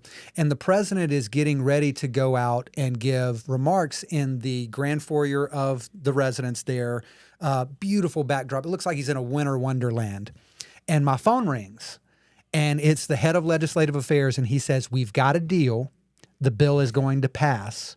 We need to give the president the chance to announce it before the Congress does, because it's his bill, it's his victory. Don't let them beat us. Now, we've already got remarks done. The remarks are up in the teleprompter already. Like, there are people he's bringing up, like families, to talk about all these different things. And so he's going on in like 3 minutes. So I am on my phone pecking out changes to his remarks and dictating them to the person with the teleprompter. And I'm like marking things out on his remarks on a sheet of paper here, trying to show him what he's going to say. So the president walks in and he says, and I did this like dozens of times. I would like prep him for, you know, if you give a bunch of remarks every day, you need to, when you walk in, okay, who is this group? What's this about? Tell me what I'm doing. What's the run of show? So I'm walking him through everything, but I say, we got a deal on the tax bill. I actually think you should announce that we have got a deal and it's going to pass. And so the president's jacked. Let's do it. Change the remarks. I've got the scribbled out, you know, copy of the remarks, whatever. Changed it in the teleprompter. The teleprompter, people are losing their freaking minds. The staff secretary, which is like everything the president says has to go through the staff secretary to be vetted and all this. The staff secretary's losing his mind. Like, how can we change the remarks to the last minute? Like, I'm like, bro, it's Trump. Like, he's going to go out there and say what he's going to say anyway. Like, why are we going to be surprised? So the president goes out, and I am standing just off the side behind a giant Christmas tree. You can't see me. And the president says, you know, we've got a deal. We're going to pass this bill. And it was one of the few moments in the White House that like time stopped. And it was just like, what was I doing a year ago? And now, I was a part of like this incredible thing, this giant tax cut that's going to affect everybody all over the country, all these amazing things, and watching it happen. And the front page of the New York Times, even the New York Times, amazing picture of Donald Trump, tax cuts for Christmas. And so he loved this cover of the New York Times. So right before it's Christmas Day, the president is going to leave. He's going to go to Mar-a-Lago for Christmas. And I get to my desk, and on my desk is the New York Times headline, and it says, "Great job, Cliff." Donald Trump signature on it. And I was like, I could leave right now and be done and never come back. And this was like, but even like that, this is the thing that people don't get about Trump. Even the thoughtfulness to be like, Cliff and a few other people like worked really hard on this, and like, this is our win. And yes, I'm the one that gets to go up here and be like, boom, but like, I'm going to think enough that I'm going to like write a note on this newspaper and leave it on his desk for him. That's Stuff like wild. that is why, like, you know, Trump's done things that I've disagreed with over time, but like on a personal level, I mean, crap, the guy sued me. We can get into that too. Like we've like had, but like, I will always have an affection for him, like personally, because I've seen it up close and personal. I've experienced all the good, all the bad aspects of his personality. He's experienced the good and bad of my personality, and like, you know, not to in any way compare it to like the camaraderie that you guys have like out on the battlefield, but like, you know, bonds are born in tough times that are different than just like, well, I'm friends with them, you know? So I'll always have like a personal affection Banging for him out for that. spreadsheets together. It's different. It's It's totally so different, bro. It's so different. You know what I'm talking about. I The do. spreadsheets. Yeah, so you wrote a book, which I wanted to touch on a little bit. So when did the book come out? What was it, 3 years ago? 2019. Yeah. Yeah. Okay, so 3 years ago. Yeah, I mean, I found that there was a what was missing in the Trump story was the books that were written were either written by haters, Yeah. or it would just say sycophants, Yeah. okay, or journalists who are relying on their sources, Right. And so even if they're trying to get it right, they're relying on their source, and they weren't really there. They're reporting on what happened, you know. So I was like, I was really there. Yeah. And I want to tell the truth about like what it was like there, and like the good, bad, and ugly. And that's not unique to Trump's White House. Like there's good, bad, and ugly. And Sure. In anything. ask somebody in my company right now what's the good, bad, and there's going to be good, bad, and ugly. But my goal in it was that people would have their eyes open to what it was really like, and it wasn't anything like what they were being told. Right. Frankly, in a very positive way. Right. Why does Trump operate the way he does? Let me help you understand his reasoning behind when he walks out and says, if North Korea doesn't get their act together, it's going to be fire and fury, the likes of which the world has never seen. Whoa, why would you do that? Well, I take you behind the scenes of like why he did that. He had a pretty interesting justification for that. So that was the spirit of what I was trying to do. Well, the name of the book is Team of Vipers, and it was based off of Team of Rivals, Lincoln's Team of Rivals. Team of Rivals. Team of Vipers, one of the main challenges I found in the Trump administration, the Trump White House, is you had a lot of people who were out there self-servingly trying to do their thing and didn't really care what the president's agenda was. Right. And I wanted to show that dynamic too, which is one of the negative aspects of it. It's like the staff environment was like a war in there against each other every day. And my one regret was I wanted to get the book to a point that it was kind of done and I could talk to him and tell him, this is what I'm doing. This is what it's about. This is what you can expect. And like, I'm not coming after you. Right. Well, it leaks like everything does that the book is coming out. And it gave some of these vipers, if you will, the ability to get in his ear and tell him like, oh, I think Cliff's turned on you and he's like going to come after you and like whatever. And so Trump, I don't even blame him for this, defensive. And it's like, somebody's going to punch me, I'm going to punch them back. And so, you know, he sued me. You know, it was really awkward. You know, he's like coming after me publicly and tweeting things about me and all this kind of stuff. And actually, when he tweeted about me for the first time, I was in a live TV interview At The View or something. I was on. It was on CNN. Oh, was actually, it? Yeah. And so the woman who was interviewing me says, like, actually, the president's just tweeted about you. And so, like, you can imagine, you know, your body language. You're trying to just like, oh, really? Well, what did he say? You know, what did he say? And so they put this tweet up there, and it's like, you know, honestly, it's so hilarious in retrospect. Like, I can laugh about it now, but it's like, you know, Cliff Sims, basically, who is this guy? He was a gopher that you know, pretends to know something, whatever. It's like coming after me.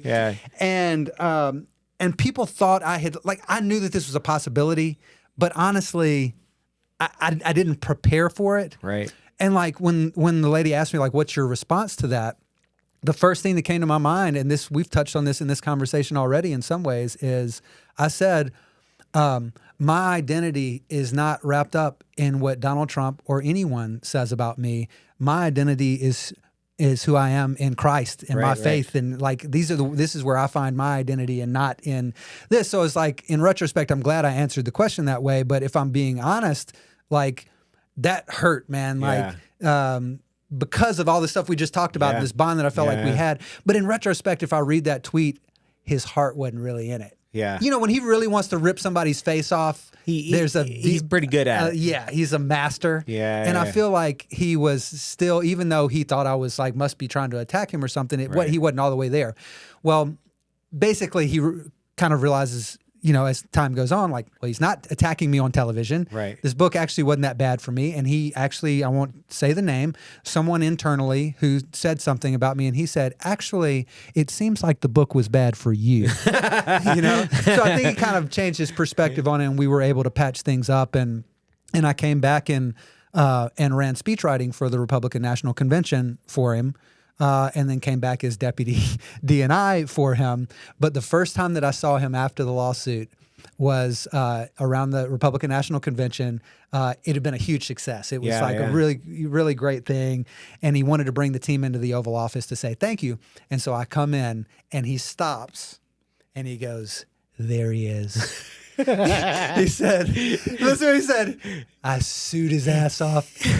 And we brought him back because we always loved him. Like he just like the perfect Trump, like crescendo to the whole thing. So it was awesome, man. I appreciate the opportunity to come back and work for him again and have the experience at DNI was a whole nother universe crazy. of things.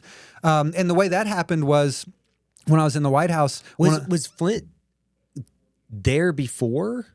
Oh, you're talking about Ratcliffe? Yeah, sorry, Ratcliffe. The DNI? Yeah. Yeah, so that's kind of how it happened. I helped run Ratcliffe's confirmation. Oh, okay. And so gotcha. we got close and through that, and so he wanted me to come in.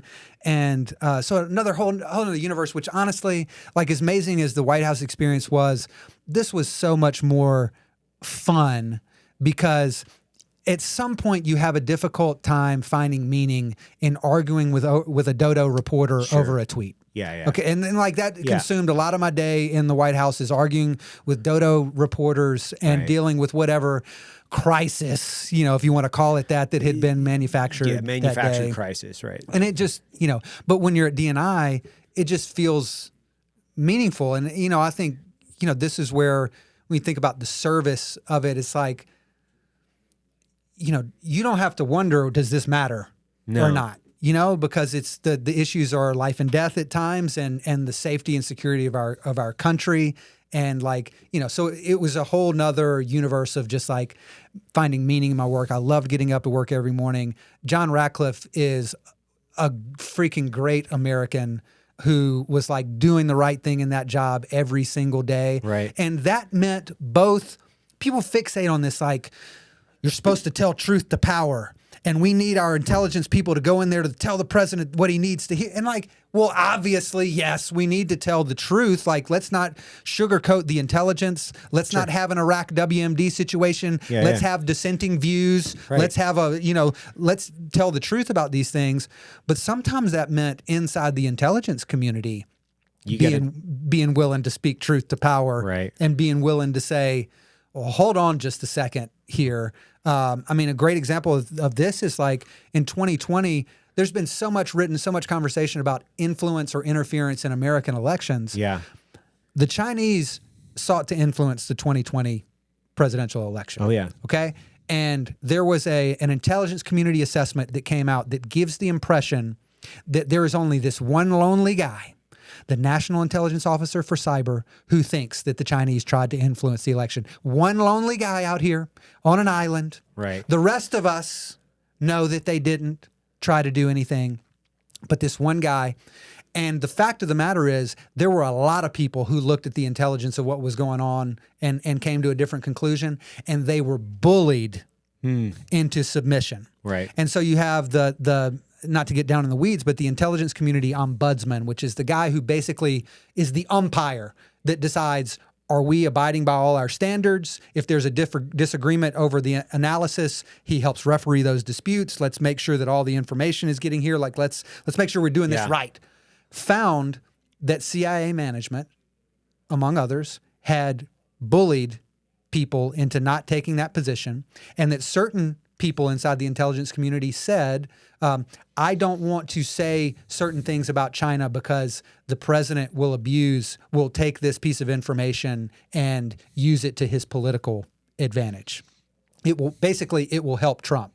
This isn't me saying this. This isn't classified stuff. Right. This is the Ombudsman's report, which is available to the public, that has gotten next to zero coverage, because that's really uncomfortable for us to talk about that. So, I had a lot of respect for Ratcliffe, both because he did a great job in interfacing with the president and other senior policymakers on this stuff, but also the way he was willing to. He wrote a letter and attached it to the intelligence community assessment saying, I support the National Intelligence Officer for Cyber and his willingness to stand up and tell the truth about what's going on. Basically, he had this guy's back who was risking career suicide to say what he was saying. So Ratcliffe is a great man.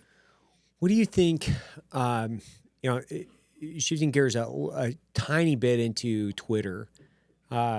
So with the last few days, obviously, in the disclosure of how Twitter was directly utilized by members of the DNC specifically to delete messages. Have you gone down have you done any research on this? I have.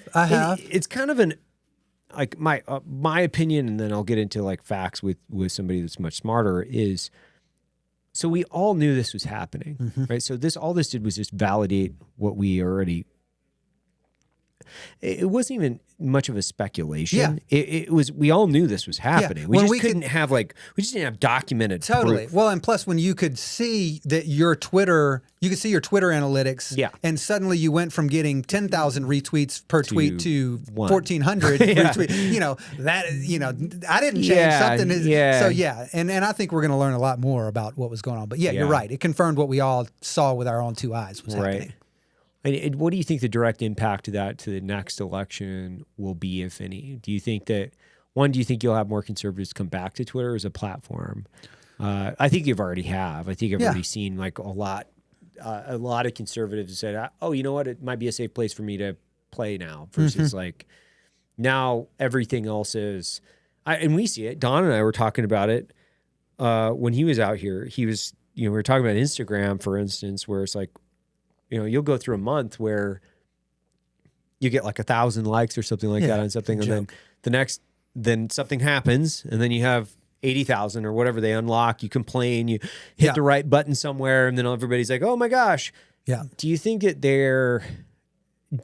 there's any way that conservatives will have an equal playing field on Silicon Valley platforms? So here's maybe a strange roundabout way to answer this question. Senator Tom Cotton this past week was sitting in a Senate committee, and the CEO of, I believe it was Kroger, the grocery chain, I'm trying to remember who it was basically coming before the Senate committee in hopes that they're going to get approval for this giant merger that they're doing. And the Democrats are trying to block the merger. Right. And so here comes the CEO, hat in hand. And Tom Cotton says, I find it interesting that you come before me now after all this stuff that you've done in your company to suppress conservative voices, to buy into this kind of woke agenda, to all these different things. And now you expect Republicans, after you suppress the views of all of our voters, to save you for this. And he basically said, I'm sorry that this is happening to you. I wish you the best of luck. And I thought that is actually possibly an interesting kind of foreshadowing to the day when these tech platforms come before Congress and people are trying to take away their protection, which has been that we are a platform. Yeah. We're not going to censor. We don't produce content. We're just a platform of views. Yeah. So we cannot be held responsible for the views that are expressed on our platform. And you're a publisher when you start suppressing one side or the other, deleting one side or the other, censoring one side or the other. And the day will likely come when even the Democrats are kind of they're not, even they have tried to kind of rein in big tech, some of them anyway. Sure. And they're going to look at Republicans and they're going to say, hey, Republicans who believe in free markets, save us. And it would be my hope that Republicans would look back at them and say, a la Tom Cotton, I'm so sorry this is happening to you. I wish you the best of luck.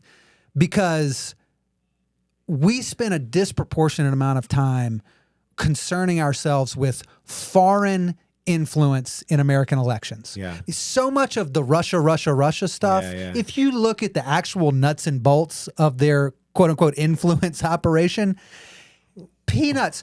The reason Putin is so thrilled with the whole thing is the media turned it into a giant. So he loves looking like, look how powerful I'm so powerful I can undermine the American Republic. Right. And so it's the big tech platforms who have a much more meaningful ability to do this in a way that we don't even really see. Your algorithm, if you're Google, the display results that you show in Google results, your algorithms at Twitter, Instagram, Facebook, et cetera, that decide what content get put in front of a user and what content does not. That is such a profound power over the spread of ideas, has a much more meaningful impact. I mean, if we can look at just, the most well-known example of this being the Hunter Biden story. Where all these social media platforms decided we're going to censor this and our justification is going to be under our quote-unquote hacked material policies, even though there was no evidence to say that it was hacked. And actually, the director of national intelligence, John Ratcliffe, I was there, comes out at the time and says there is no evidence to suggest that this is a foreign influence operation or that this is hacked material. And they did it anyway. 51 former intelligence community officials, including former CIA directors and deputy directors and all these senior, said, oh, this is a foreign intelligence operation, like politicized their credentials, which then gives these companies the cover to say, well, all these intelligence experts are saying this is Russian disinformation. We have to suppress it. They used it as a justification to support their political views, which is that they didn't want this story out there because they had picked a side. And so it is my view, and I am a believer in the free market, but it is my view that this has become such a profound threat to free and open thought and communication, which is so foundational to our ability to have an informed electorate and who they're going to go and vote for, that we are going to have to intervene. And one of the things, and by we, I mean the government, is going to have to intervene. What that looks like, I'm not an expert in like that. But what I do know that I think Elon is bringing to the table here is a little bit of transparency. First of all, I'm going to tell you the truth about these things that have happened in the past. But now I'm going to give you some options for how you're going to consume content. Do you want no algorithm whatsoever, where you just see every person that you follow, you see them in date order of when the tweet was posted, and we have no impact over what you see? You can select that option. Maybe there's another option where you do like the algorithm, that we do a pretty good job of putting content in front of you that you like, but you're going to be able to see that algorithm and see what it's doing. It's going to apply across the board to everybody. We're not going to censor one side or the other. Like, the importance of what Elon is doing, I think, is not just Twitter. It's what it's going to force very uncomfortably for these other social media platforms to wrestle with. The fact that you're exactly right. Don's Instagram account will vary widely between hundreds of thousands of likes and 100 likes. I mean, it's like insane. It's insane. Clearly, you're putting the thumb on the scale here. It doesn't take a rocket scientist to figure it out. But they right now have the ability to hide behind, we don't get to see any of that stuff. Yeah, we don't get to see it, or, good content gets shared. We just don't know. It's the algorithm. And it's like, yeah, we see it. We see it all the time. It's like, even as, anything gun related at times will get suppressed. And then, and we see it across the board, and we constantly, in a lot of our companies like ours, we live in fear that these things are just going to get the switches turned off. Totally. So, you say something wrong, you do something wrong, there's no warning, it's just boosh. Tomorrow, you wake up, you're all out of bed, and then you lose access to the customer. And I debate it internally a lot, even from myself, because there's a part of me that thinks, well, these are companies. You know, they have a public obligation, obviously, because they're publicly traded. And then they have the right to run their company the way they want. But then there's a tipping point. So this is kind of the way my debate goes internally, where when you become such an integral part of the way that we communicate as a country, you do have an ethical obligation to equal at least participate within the constitutional constructs of speech that's ethically similar, if not the same, as we participate in free speech as a country. If you're tipping the scale, so to speak, what you're doing is you're doing something outside of what we've defined as constitutionally or ethically correct. That, to me, is it illegal? I don't know. It might be hard to prove. Is it immoral or unethical, unconstitutional? And when I say it goes against constitutional values, I think yes. I think that's where the debate comes in. It's more of a philosophical debate in the context of, is it right? And that's where I think it comes in. Is it legal? Probably. Is it right? Is it okay? I don't think it is. Now, you know, you can debate it, and I often talk about this, which is, you know, free speech is not something that you get to pick and choose and decide what is free and what isn't free.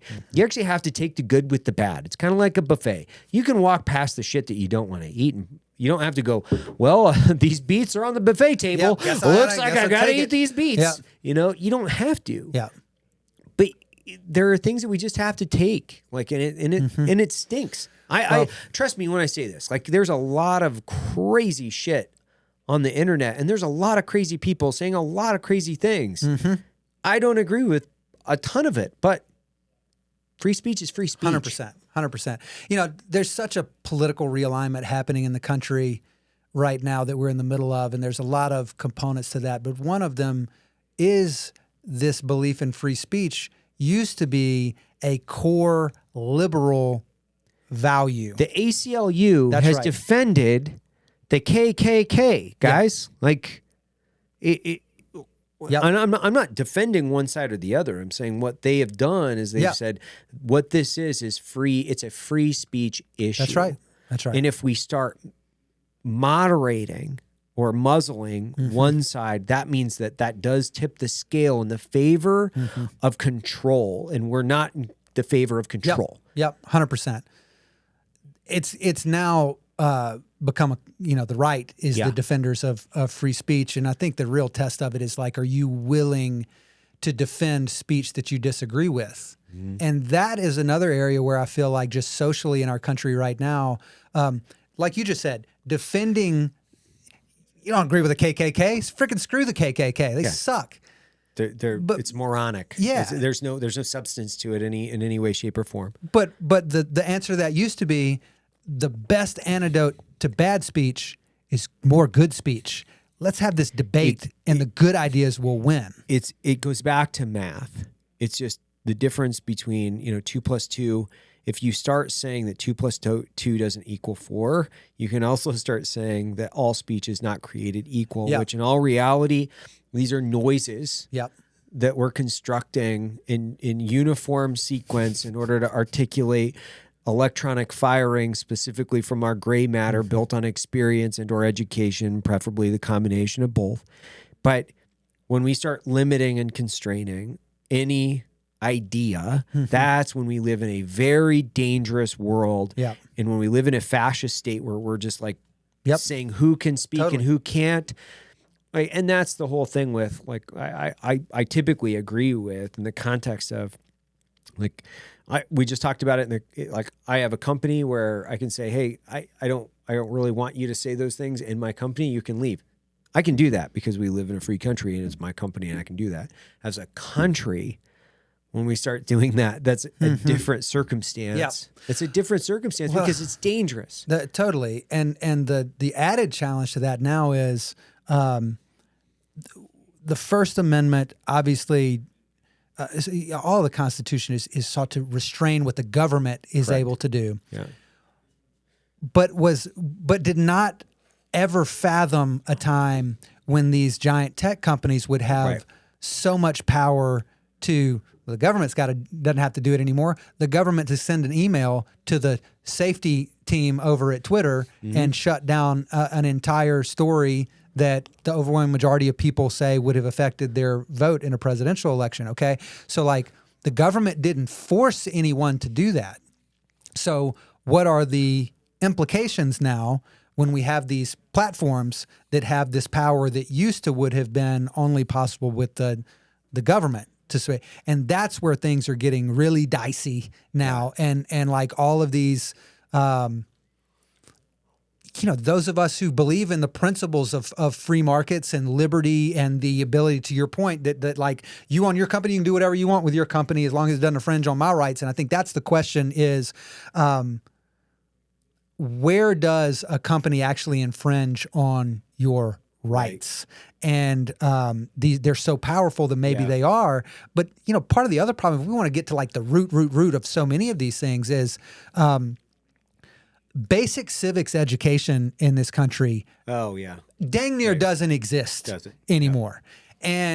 And so now when we're trying to have a national conversation about these issues, if we can just say it very bluntly, we're having a national conversation with morons. Yeah. About them. You have a really good point, which is you're trying to have a conversation with people that don't understand that there are distinct differences between three branches of government.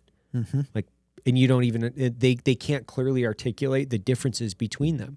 So if you were to say, what's the difference between the executive and the legislative? They would say, I didn't know. No idea. Right. Right. So there's a context to the conversation that I don't think has anything to do with intelligence. It has everything to do with education and whether or not you understand even the difference, or how does the construct of our republic even work from voting and representation, and the difference between local and federal governments. Like I've had these conversations, and it's interesting because I've had conversations with people and they're like, politics is boring.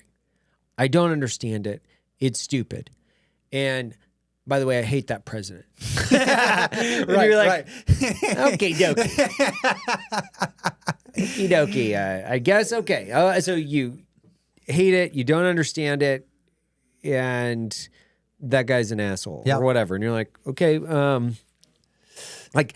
there's kind of just the rough education and just understanding the basics has to be there before we can even have a realistic conversation with anyone. I had an extraordinary experience last week.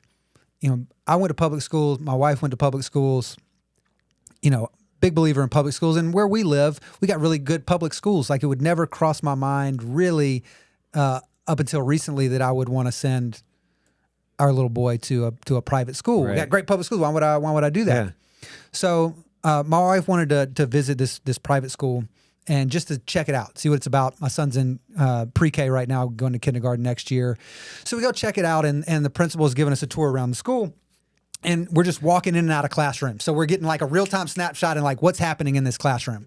And we walk into a 4th grade class, and the teacher says, someone tell me, why did Robert E. Lee fight for the South and not the North? You have my attention, ma'am. Let's see what is the answer. Because I know this argument and many others have been boiled down to a very small soundbite of, obviously he was a racist, awful, terrible person and, wanted to enslave the world, whatever it would be. And so I wanted to hear what's a 4th grader going to be able to say? Yeah. And this little kid, 10-year-old little kid stands up and says, General Lee was offered the command of the North, but he told them he could not raise a sword against his brothers from Virginia. And at the time, our national identity had not been fully established, and your state's identity was more a part of who you are than your national identity, and he could not bring himself to raise a sword against his home state of Virginia. And he went on to some other things, but I'm like sitting there like, take my money. Everyone here can have y'all got my money. I'm sending him here. There's no question. Like, just tell me what it costs. I don't even care. Take all my money.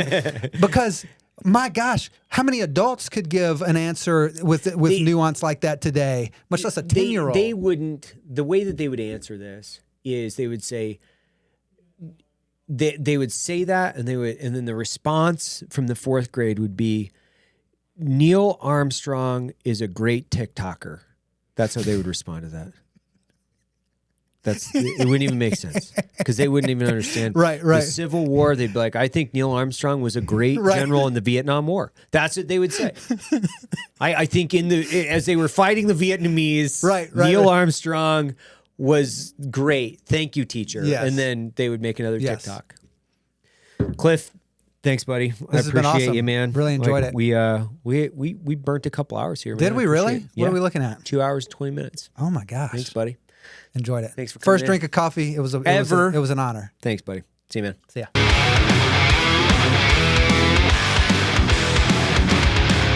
That concludes today's training. Any questions? Woo! Drum titties, boy!